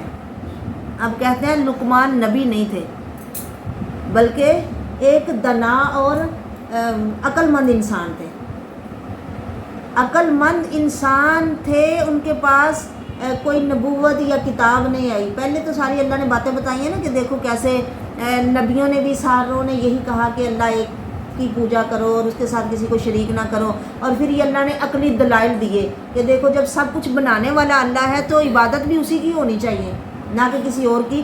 تو اب اللہ تعالیٰ فرما رہے ہیں کہ دیکھو کہ جو عقل مند لوگ ہیں وہ بھی یہی کہتے ہیں۔ اب لقمان اپنے بیٹے کو نصیحت کر رہے تھے، انہوں نے اپنے بیٹے کو ایک بات بتائی، اکیلے میں، یا باپ ہوگا یا بیٹا، تیسرا شاید ان کے پاس کوئی نہ ہو، پر اللہ اکبر، اللہ جب فرمایا تم ایک ہوتے ہو تو تمہارے ساتھ دوسرا اللہ ہوتا ہے، کبھی اپنے آپ کو اکیلا نہ سمجھو، اور جب دو ہوتے ہو تو تیسرا تمہارے ساتھ اللہ ہے۔ اب وہ دو باپ بیٹا نے بات کی تو تیسرا کون تھا ساتھ؟ اللہ، جس نے وہ بات سن لی اور اس بات کو اپنے آخری نبی پہ اتار دیا۔ اللہ اکبر، کتنی اللہ شان دیتا ہے جب کوئی اچھا عمل کرے اس کو، کہ اس کو اپنے نبی پہ اتار دیا، اور قیامت تک کے لیے یہ لوگوں کو سنایا جا رہا ہے کہ لقمان نے اپنے بیٹے سے یوں کہا۔ یعنی ہمیں بھی اپنی اولاد کو یہ وصیت کرتے رہنا چاہیے، نصیحت کرتے رہنا چاہیے کہ اللہ کے ساتھ کسی کو شریک نہیں کرنا۔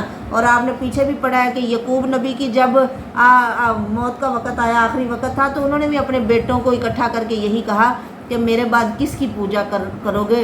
تو انہوں نے کہا ہم ایک اللہ کی پوجا کریں گے، یعنی ایک کے علاوہ کسی کو نہیں پکارنا۔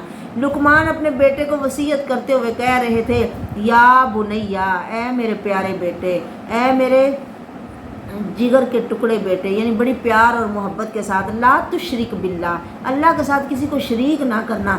شرک سب ظلموں سے بڑا ظلم ہے۔ ہم جب دیکھتے ہیں نا کوئی کسی کو مار رہا ہے تو ہم کہتے ہیں بڑا ظلم ہو رہا ہے نا، جب ہم دیکھتے ہیں کوئی کسی نے برائی کر دی تو وہ ہمیں بڑی لگتی ہے، لیکن جب شرک، اللہ کے ساتھ کسی کو پکارنا، اس کے ساتھ کسی کو اس سے دعائیں مانگنا، اس کو حاجت روا یا مشکل کشا سمجھنا، اسے ہم برا نہیں سمجھتے اور نہ ہم اسے ظلم سمجھتے ہیں۔ قرآن کہتا ہے یہی ظلموں میں سب سے بڑا ظلم ہے۔ کوئی کسی کو قتل کر دے ہم کہتے ہیں بڑا ظلم ہوا ہے، وہ بھی ایک ظلم ہے، لیکن یہ بڑا ظلم ہے کہ کوئی اللہ کے ساتھ کسی کو شریک بنائے۔ ہم نے وصیت کی انسان کو اپنے والدین کے ساتھ اچھا سلوک کرنے کی، اس کی ماں اس کو اٹھاتی ہے سختیوں پہ سختیاں سہ کے اور کمزوری کی حالت میں، حملہ و فصالہ، حملتہ امہ وہنا علی وہن و فصالہ فی عامین، اور دودھ چھڑانے کی عمر 2 سال ہے۔ اب یہاں یہ بتا دیا گیا کہ زیادہ سے زیادہ کوئی اپنے بچے کو صرف 2 سال تک دودھ پلائے، کئی لوگ 2.5 سال کا بھی کہتے ہیں، لیکن قرآن میں 2 سال ہے۔ انشکر لی ولی والدیک، اب وصیت کی ہے کہ ہمارا بھی شکر کر، کہ میں نے تجھے پیدا کیا ہے، اور ماں باپ کا بھی شکر کر کے تیرے ماں باپ تیرے لیے کتنی مشقتیں سہتے ہیں، یا تیری ماں نے تیرے لیے کتنی تکلیفیں سہ کے تجھے جنم دیا ہے۔ میرا بھی شکر کر اور اپنے والدین کا، الیہ المصیر، تم سب کو میرے پاس ہی آنا ہے۔ اگر والدین تجھے کہیں کہ میرے ساتھ کسی کو شریک کرو تو پھر والدین کی بات نہیں ماننی، لیکن دنیا میں ان کے ساتھ اچھے سے رہو، دنیا میں ان کے حق حقوق پورا کرتے رہو۔ یہ نہیں کہ اب والدین نے کہا شرک نہیں کرنا تو ان کو چھوڑ کے دور کہیں چلے جاؤ، نہیں، انہیں تمہاری ضرورت ہے، تم ان کے ساتھ رہو، یا ان کی خاطرداری یا ان کا جو ان کی ضرورتیں وہ پوری کرتے رہو، ان کے ساتھ دنیا میں اچھے طریقے سے رہو۔ واتبع سبیل من اناب، اور اب دنیا میں ان کا خیال رکھنا ہے، دنیا داری میں ان کی باتیں تم مان بھی سکتے ہو، لیکن دین کے معاملے میں ان کی بات نہیں ماننی۔ دین کے معاملے میں پیروی کرنی ہے اس کی جو اللہ کی طرف رجوع کرتا ہے، پھر میری طرف ہی تم سب کو پلٹ کے آنا ہے، میں تمہیں بتاؤں گا جو تم عمل کرتے ہو۔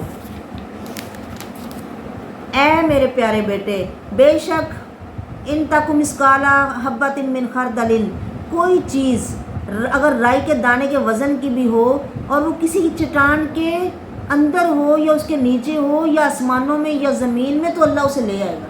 یعنی چھوٹے سے چھوٹا عمل بھی اللہ کی نظر سے چھپا ہوا نہیں رہ سکتا۔ اور بے شک اللہ لطیف خبیر، بہت باریک بین اور خبردار ہے، بڑا باخبر ہے۔ اے میرے بیٹے، نماز پڑھتے رہنا، وہ اپنے بیٹے کو نصیحتیں کر رہے ہیں۔ نمبر 1 شرک نہیں کرنا، نمبر 2 اللہ کو جاننا ہے کہ وہ ہر جگہ حاضر ناظر ہے، وہ دیکھ رہا ہے۔ کوئی بھی کام کرنے سے پہلے یہ سوچنا کہ اللہ مجھے دیکھ رہا ہے، کیونکہ ذرے سے بھی کوئی چیز چھوٹی ہوتی ہے، جب اسے اس کا پتہ ہے وہ لے آئے گا تو پھر کوئی عمل کیسے اس کی نظر سے چھپا رہ سکتا ہے۔ نماز قائم کرنا اے بیٹے، نیکی کا حکم دینا اور برائی سے منع کرنا، یعنی یہ بھی ضروری ہے۔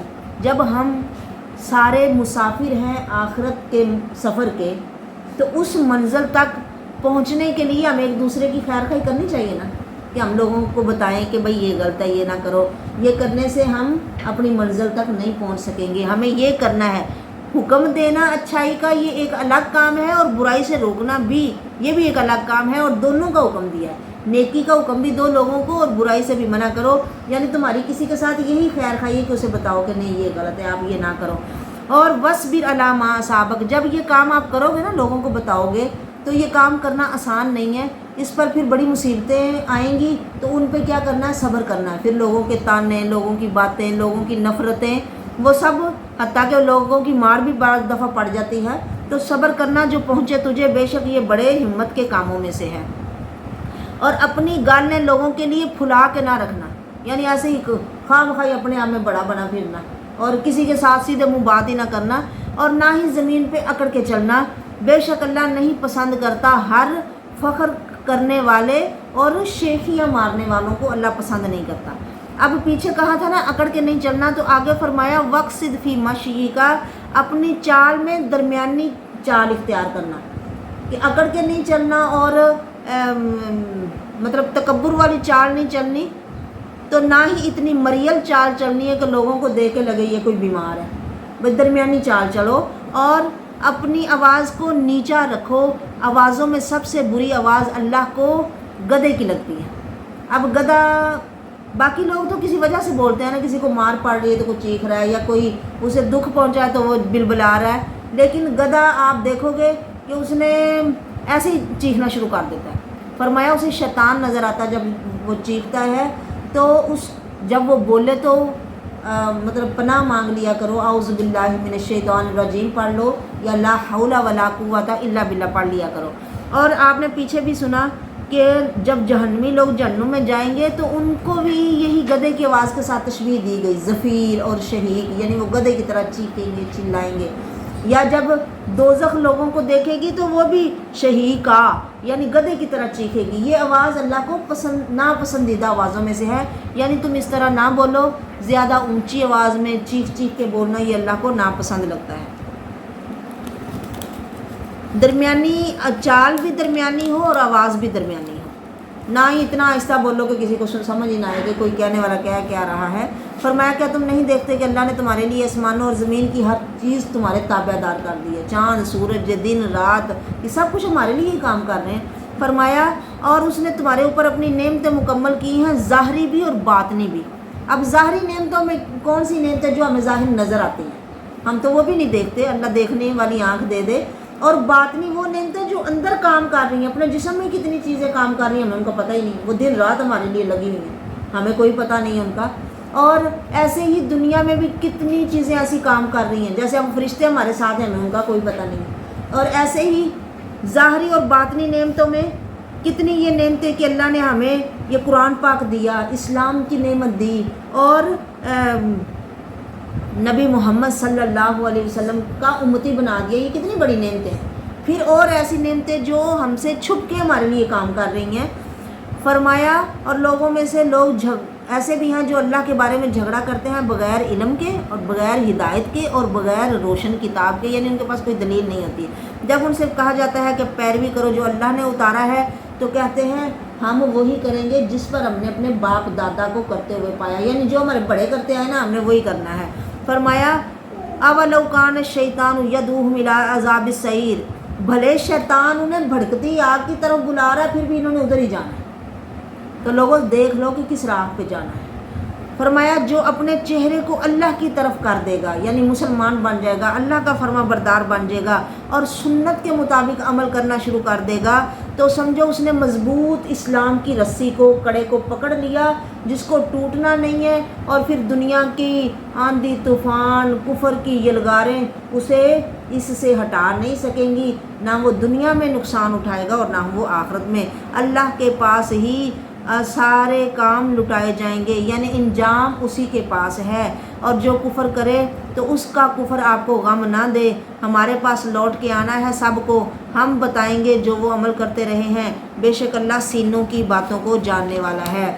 ہم فائدہ دیں گے انہیں تھوڑا، پھر ہم انہیں بے بس کر دیں گے سخت عذاب کی طرف۔ اگر تو ان سے پوچھے کہ زمین آسمان کو کس نے پیدا کیا، تو کہیں گے اللہ نے، تو کہو پھر الحمدللہ۔ الحمدللہ کیوں نہیں پڑھتے؟ الحمدللہ کہا کرو۔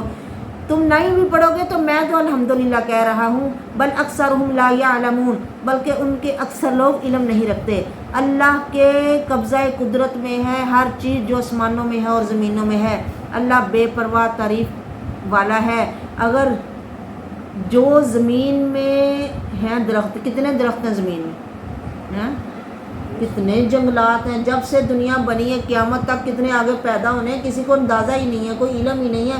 فرمایا یہ سارے درخت قلم بن جائیں لکھنے کے لیے، اور جتنا سمندر ہے یہ سیاہی بن جائے، اور اتنے اور اتنا اور اتنا اور 7 اتنے اور سمندر بھی اس کے ساتھ مل جائیں، یہ سب ختم ہو جائے، کلمے گھس گھس کے مٹ جائیں، لکھنے والے ختم ہو جائیں، پر تیرے رب کے کلمات ختم ہونے والے نہیں، تیرے رب کی تعریفیں صفتیں ختم ہونے والی نہیں ہیں۔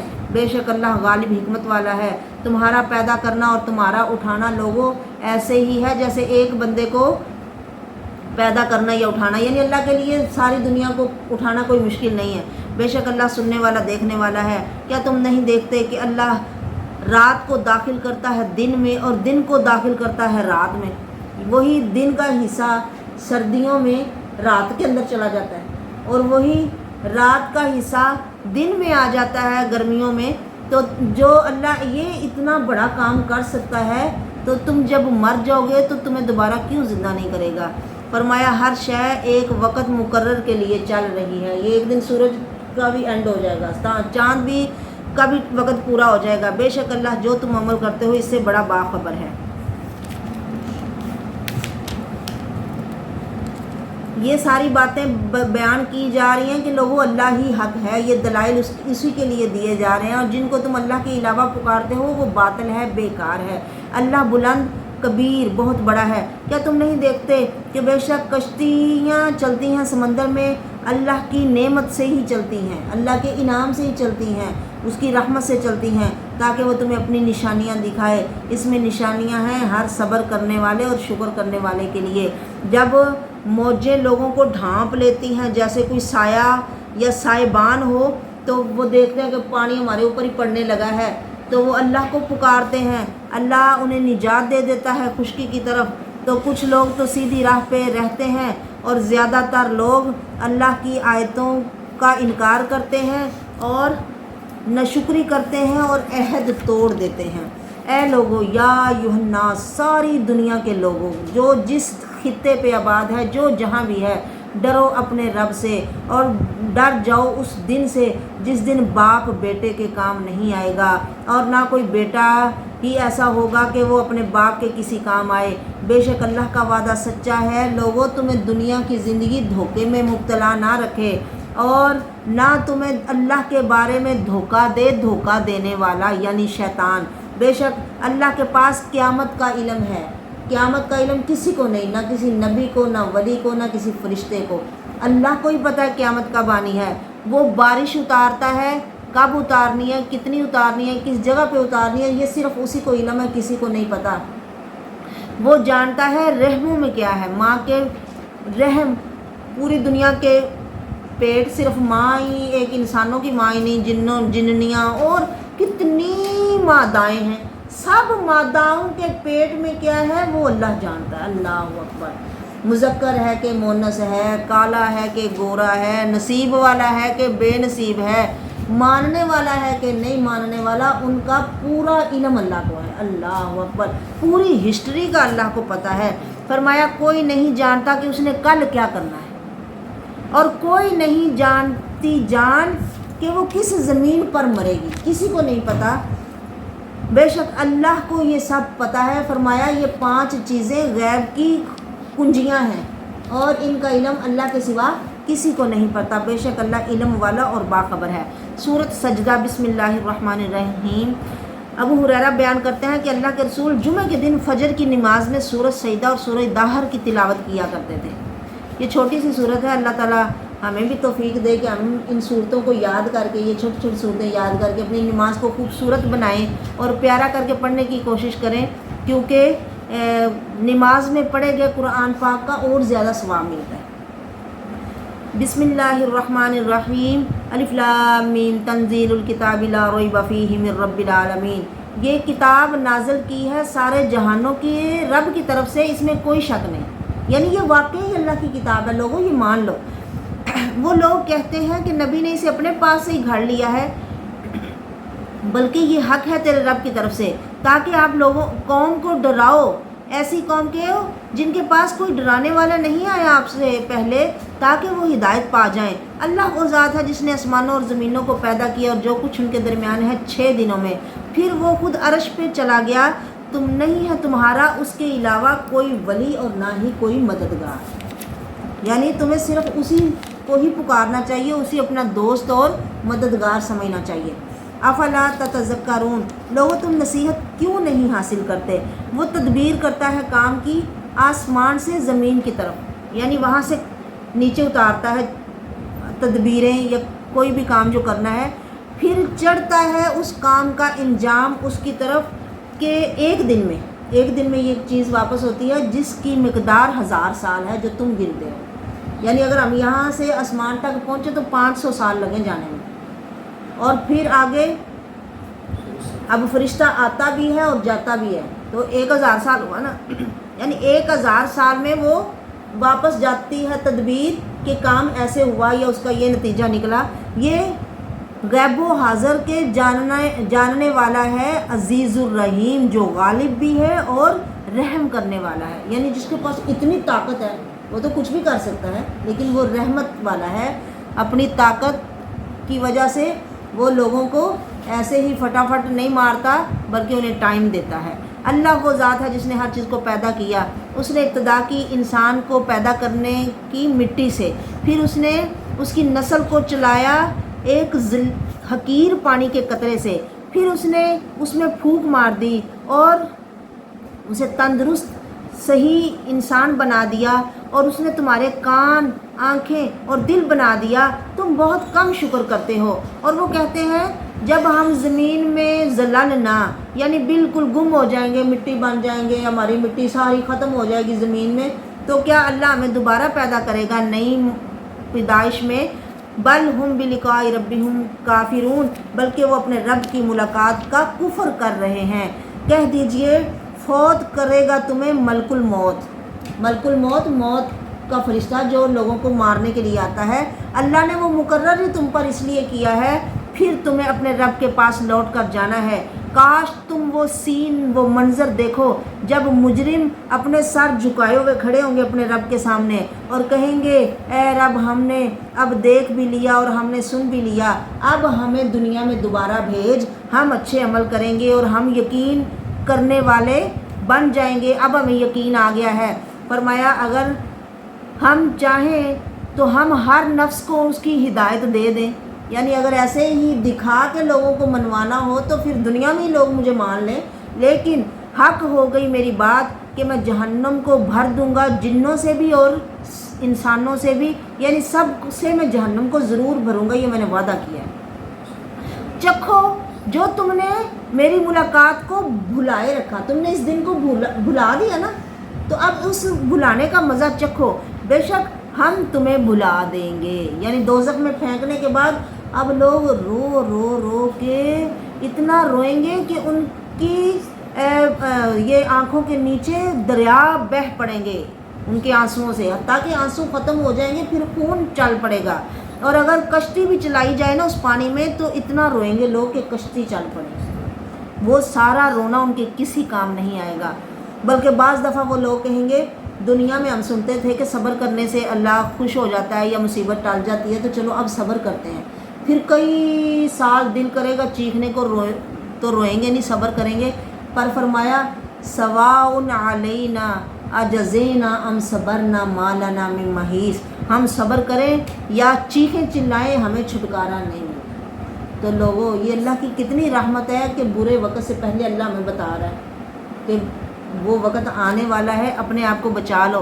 अब अगर हम दुनिया में अपनी आँख से एक मक्खी के पर या सर जितना ही पानी का कतरा निकाल लें ना अल्लाह के सामने बैठ के कि अल्लाह मुझे माफ़ कर दे, और आँख से थोड़ा सा पानी निकाल लें, तो ये एक कतरे में इतनी पावर है कि दोज़ख की आग बुझा दे। क्यों पावर है कि ये रोना बिन देखे है, और देख के जितना भी रोगे ना उसका कोई फ़ायदा नहीं होगा। उन्हें कहा जाएगा चखो हमेशगी का अजाब अपने अमलों की वजह से।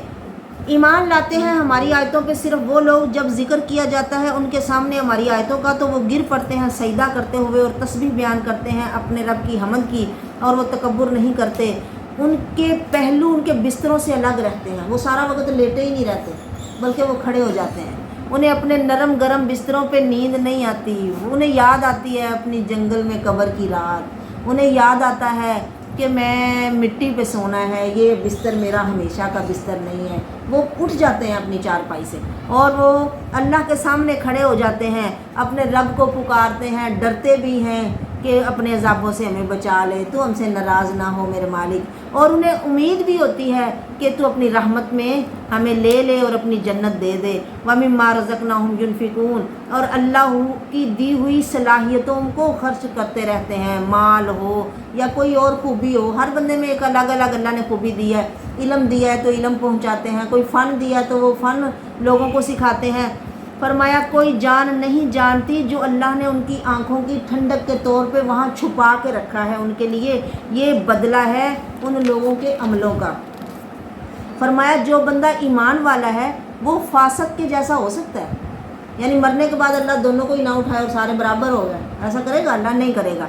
फरमाया ला यस्तवून, वो बराबर नहीं हो सकते। वो जो ईमान लाते हैं अच्छे अमल करते हैं उनके लिए जन्नत मावा है और नुज़ुलम बिमा कानू यामलून, ये मेहमानी है उनके अच्छे अमलों की वजह से।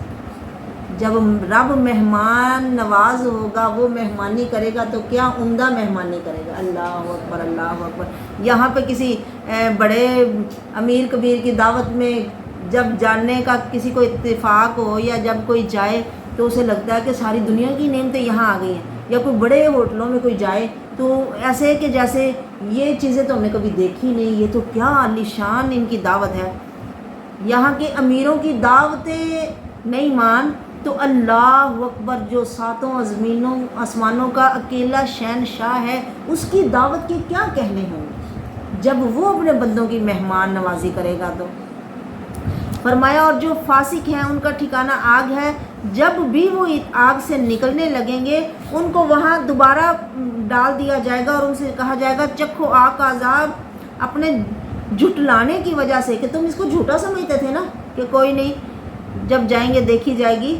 فرمایا ہم انہیں ضرور عذاب کا مزہ چکھائیں گے، چھوٹے عذابوں کا مزہ دنیا میں بڑے عذاب سے پہلے، تاکہ وہ لوگ رجوع کریں، لوٹ آئیں۔ یعنی جو دنیا میں یہ تنگیاں، تکلیفیں، مصیبتیں، پریشانیاں یا بیماریاں آئیں نا، تو ان سے بھی بندے کو اللہ سے معافی مانگنی چاہیے اور توبہ استغفار کرنا چاہیے، کہ اللہ کہتے ہیں ہم دنیا میں تھوڑے تھوڑے، جیسے فرمایا جب بخار آتا ہے تو وہ دوزخ کی بھاپ ہوتی ہے جو چڑھ جاتی ہے، تو ہمیں ایسی صورت میں اللہ سے معافیاں مانگنی چاہیے، اور یوں بھی نہیں کہنا چاہیے کہ اللہ آخرت کے عذاب ہمیں دنیا میں ہی دے دے، نہیں، بلکہ معافی مانگنی چاہیے کہ اللہ ہمیں یہاں بھی بچا لے اور آگے بھی بچا لے۔ ربنا آتنا فی الدنیا حسنۃ وفی الآخرۃ حسنۃ وقنا عذاب النار۔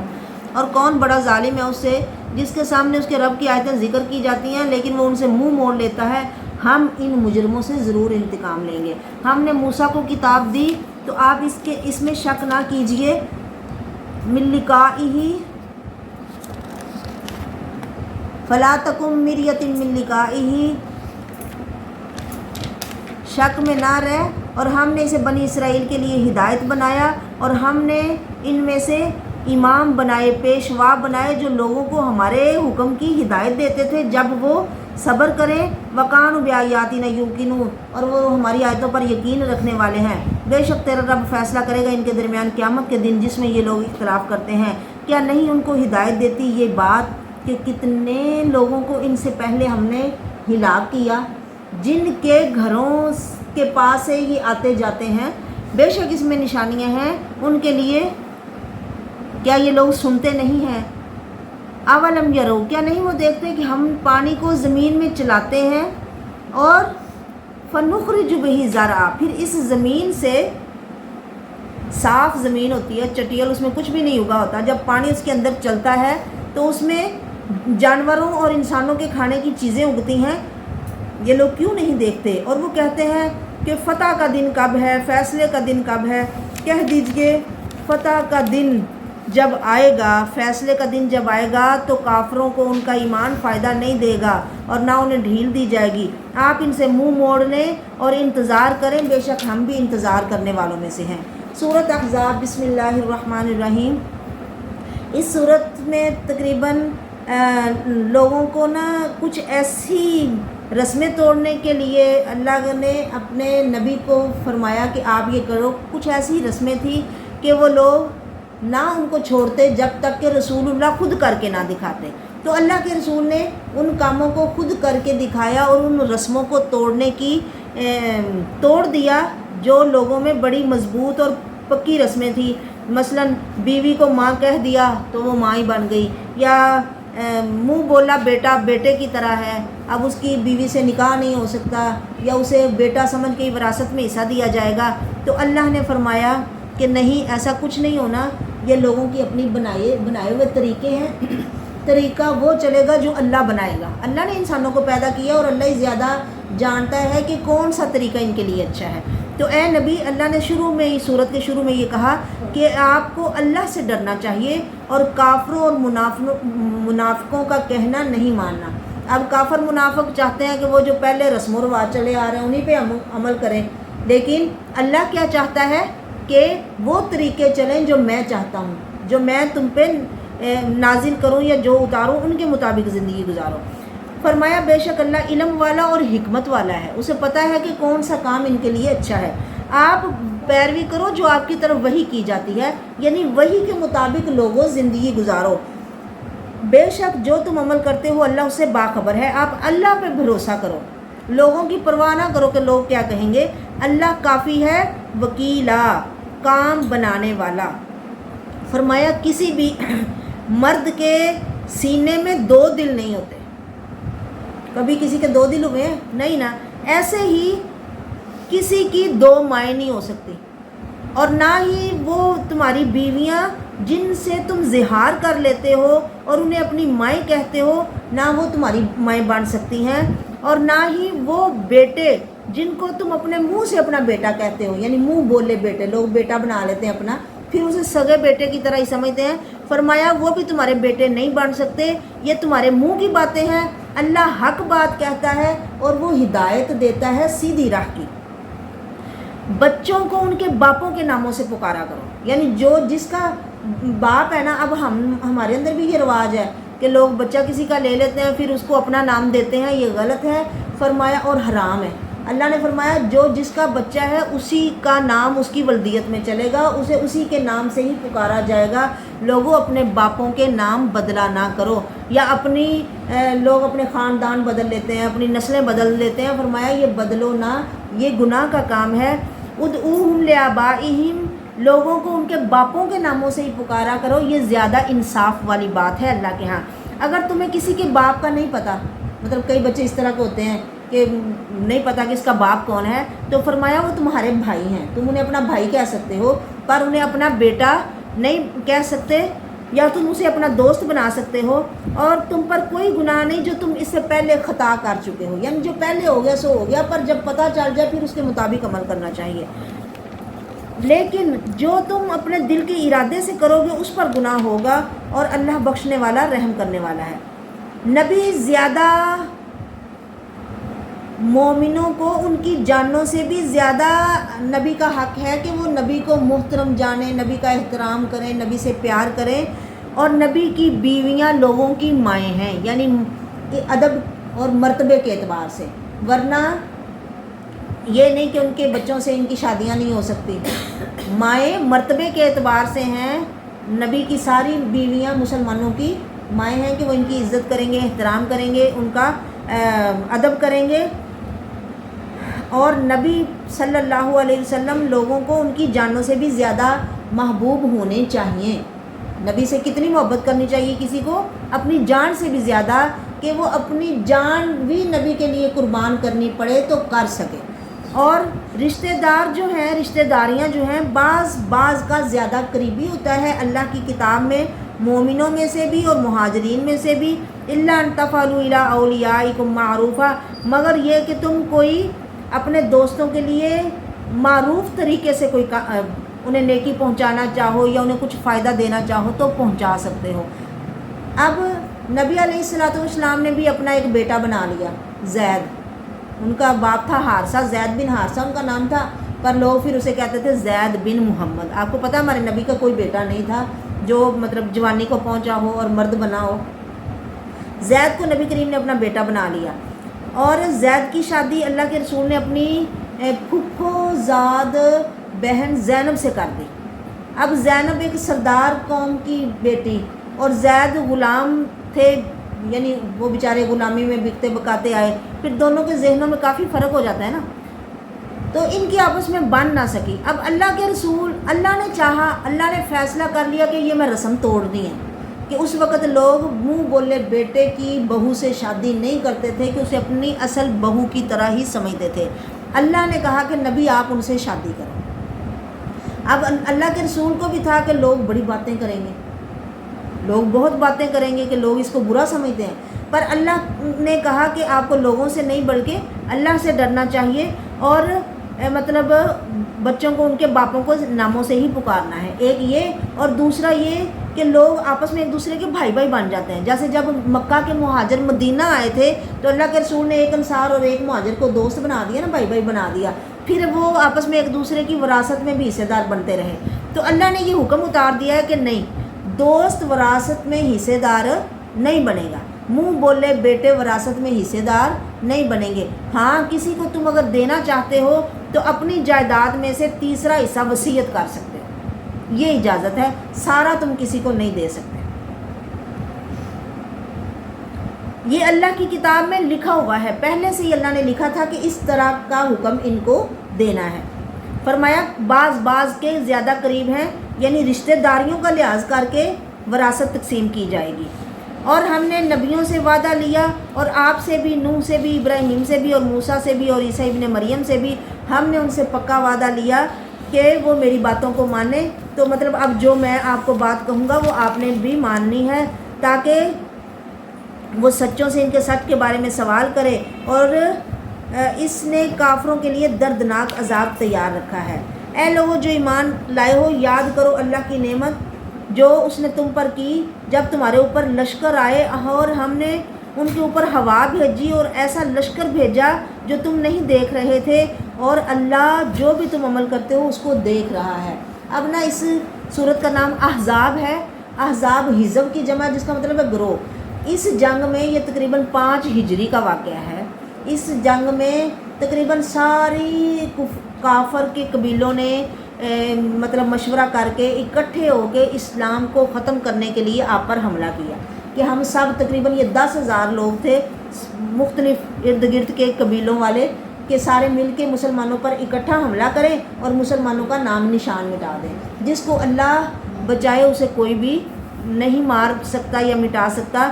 اللہ اب مسلمانوں سے کہہ رہے ہیں یاد کرو میری نعمت کہ وہ سارے تمہیں مارنے کے لیے آئے تھے، تو میں نے ان کو ہوا چلا کے اور ایسا لشکر اتار کے، یعنی فرشتوں کو اتار کے تمہاری مدد کی جنہیں تم دیکھ نہیں رہے تھے، اور اللہ تمہارے عملوں کو دیکھ رہا ہے، یعنی تمہیں اللہ کی ہی بات ماننی چاہیے۔ جب وہ تمہارے اوپر سے بھی آئے اور نیچے سے بھی۔ نیچے سے کیا؟ اب وہ اوپر سے آئے تو پھر مسلمانوں نے خندق کھود دی،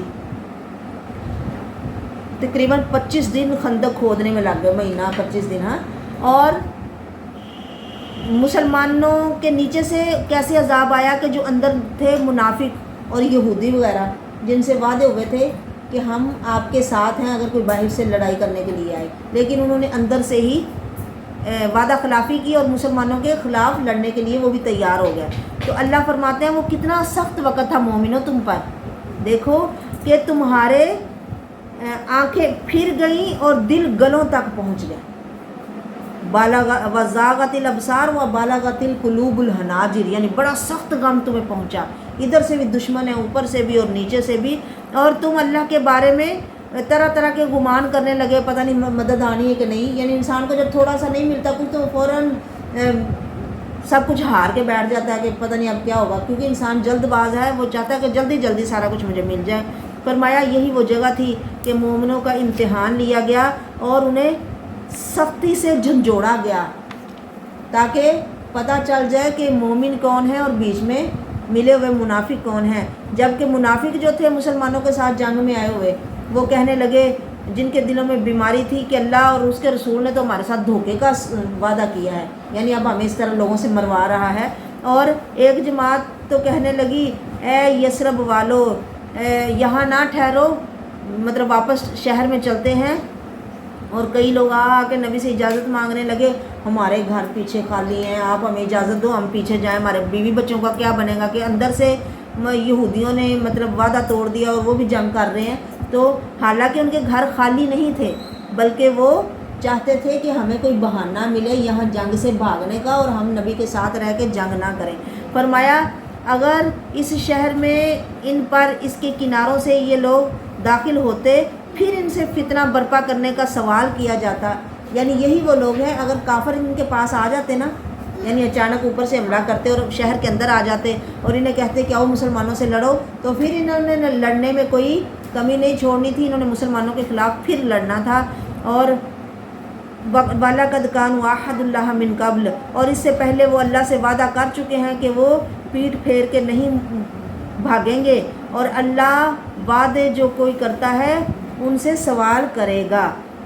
کہہ دو کہ تمہیں یہ فرار ہونا یا جنگ سے بھاگنا لوگوں فائدہ نہیں دے گا، اگر تم بھاگ جاؤ، ان فرارتم من الموت او القتل، تب بھی تمہیں نہیں فائدہ ملے گا مگر تھوڑا، یعنی جب موت آئے گی پھر بھی تم ماری جاؤ گے۔ تو نبی کے ساتھ جب نبی یہاں ہیں تو تم کیوں یہاں سے جانا چاہتے ہو؟ کہہ دو کون ہے جو تمہیں اللہ سے بچائے گا؟ اگر اللہ تمہیں کوئی برائی پہنچانا چاہے یا وہ تمہیں کوئی رحمت دینا چاہے تو وہ نہیں پائیں گے اپنے لیے اللہ کے مقابلے میں کوئی دوست اور نہ ہی کوئی مددگار۔ کہہ دو اللہ جانتا ہے رکاوٹیں ڈالنے والوں کو بھی جو تم میں سے رکاوٹیں ڈال رہے ہیں، اور ان کو بھی جو کہتے ہیں اپنے بھائیوں سے کہ آؤ ہمارے پاس آ جاؤ، اور نہیں وہ لڑائی میں آتے مگر بہت کم ہی، وہ بہت بخیل ہیں تمہارے بارے میں۔ بس جب وہ خوف کو دیکھتے ہیں نا کہ جنگ ہے، چاروں طرف اب ہم پہ جنگ ہے، ان کو خوف نظر آتا ہے، تو فرمایا نبی آپ کو ایسے وہ گھور گھور کے دیکھتے ہیں جیسے کہ کسی پر موت کی بے ہوشی طاری ہو. یعنی یہ منافقوں کی بات اللہ بیان کر رہے ہیں.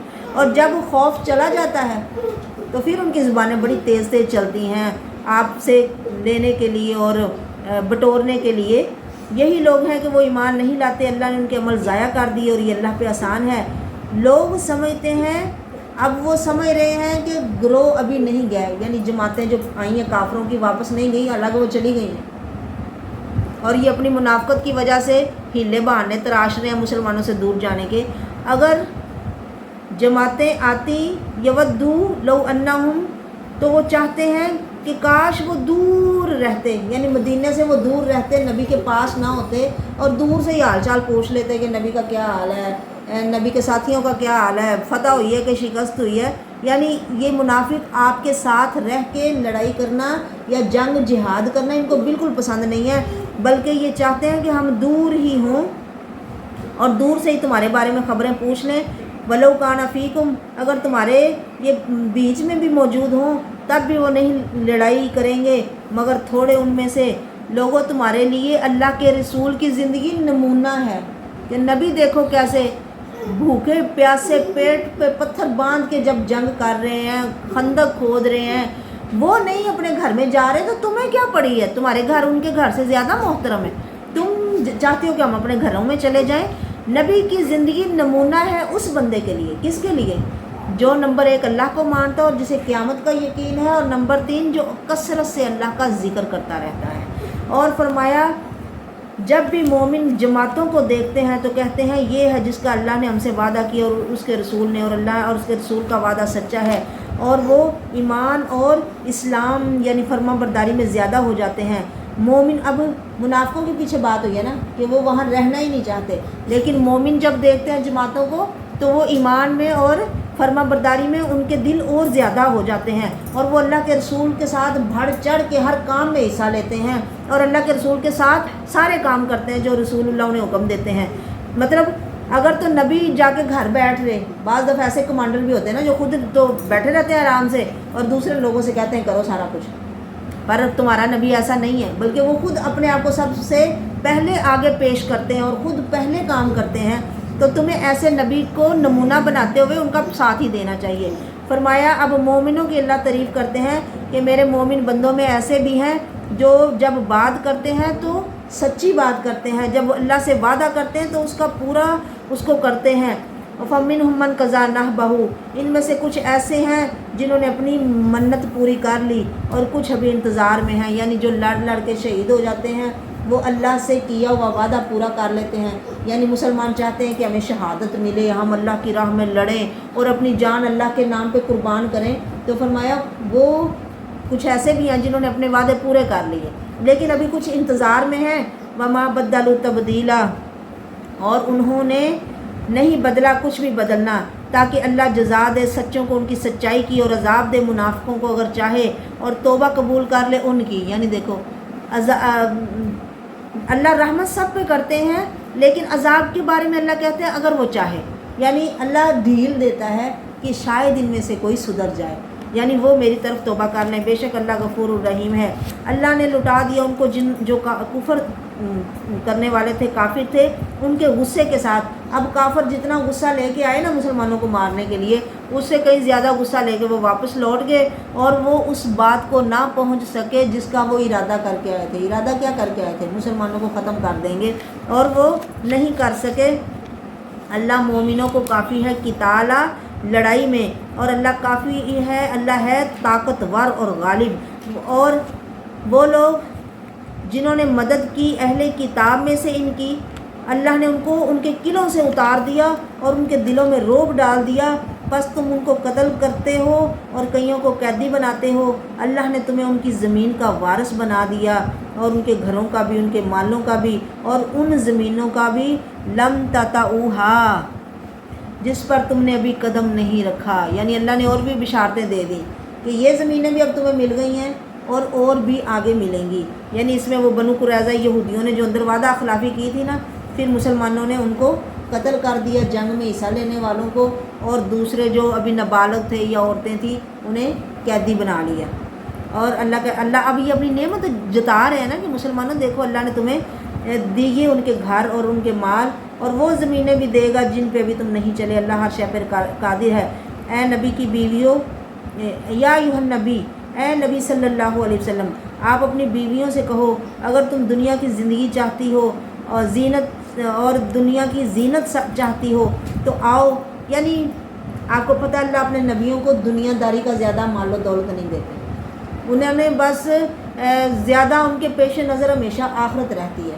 تو فرمایا اگر تم چاہتی ہو کہ تمہیں دنیا کا مال و دولت ملے یا جس طرح دوسرے لوگوں کو ملتا ہے ویسے ملے تو پھر آؤ میں تمہیں چھوڑ دیتا ہوں اور تم مطلب جاؤ اور میرے حرم سے نکل جاؤ اور دنیا کا سامان اکٹھا کر لو۔ تو سب عورتوں نے کہا نہیں، ہمیں اللہ اور اس کا رسول ہی کافی ہے، ہم اللہ کے رسول کے حرم میں رہیں، یہی ہمارے لیے اچھا ہے۔ فرمایا آؤ میں تمہیں فائدہ دیتا ہوں اور میں تمہیں چھوڑ دیتا ہوں، رخصت کر دیتا ہوں اچھے طریقے سے، اگر تم ارادہ کرتی ہو اللہ اور اس کے رسول کا اور آخرت کے گھر کا تو اللہ نے تیار کیا ہے نیکی کرنے والیوں کے لیے تم میں سے بہت بڑا اجر۔ اے نبی کی بیویوں، جو بھی تم میں سے کھلی بے حیائی کا عمل کرے گی تو اس کو دوگنا عذاب دیا جائے گا، اور یہ اللہ پر آسان ہے۔ جس کا جتنا مرتبہ اونچا ہے نا اس کی غلطی کی پھر سزا بھی زیادہ ہے۔ تو اب نبی کی بیویوں کا بڑا اونچا مقام ہے، وہ سارے مومنوں کی مائیں ہیں، تو اللہ تبارک و تعالیٰ فرما رہے ہیں کہ اگر ان میں سے کوئی کرے تو ان کو ڈبل عذاب دیا جائے گا اور یہ اللہ پر آسان ہے۔ لیکن ان میں سے کوئی بھی ایسی نہیں تھی کہ جو چاہے یا کوئی اس طرح کا غلط کام کرے کہ اس پہ اللہ کا عذاب آئے۔ وہ ساری اللہ نے سورۃ طلاق میں ان کی تعریف کی ہے کہ وہ ساری مومن تھی، مسلم تھی اور فرما بردار تھی، عبادت کرنے والے تھی اور اللہ کو خوش کرنے والی تھی، وہ ساری ہی اللہ کی فرما بردار تھی۔ وما علیہ الا البلاغ وآخر دعوانا الحمد للہ رب العالمین۔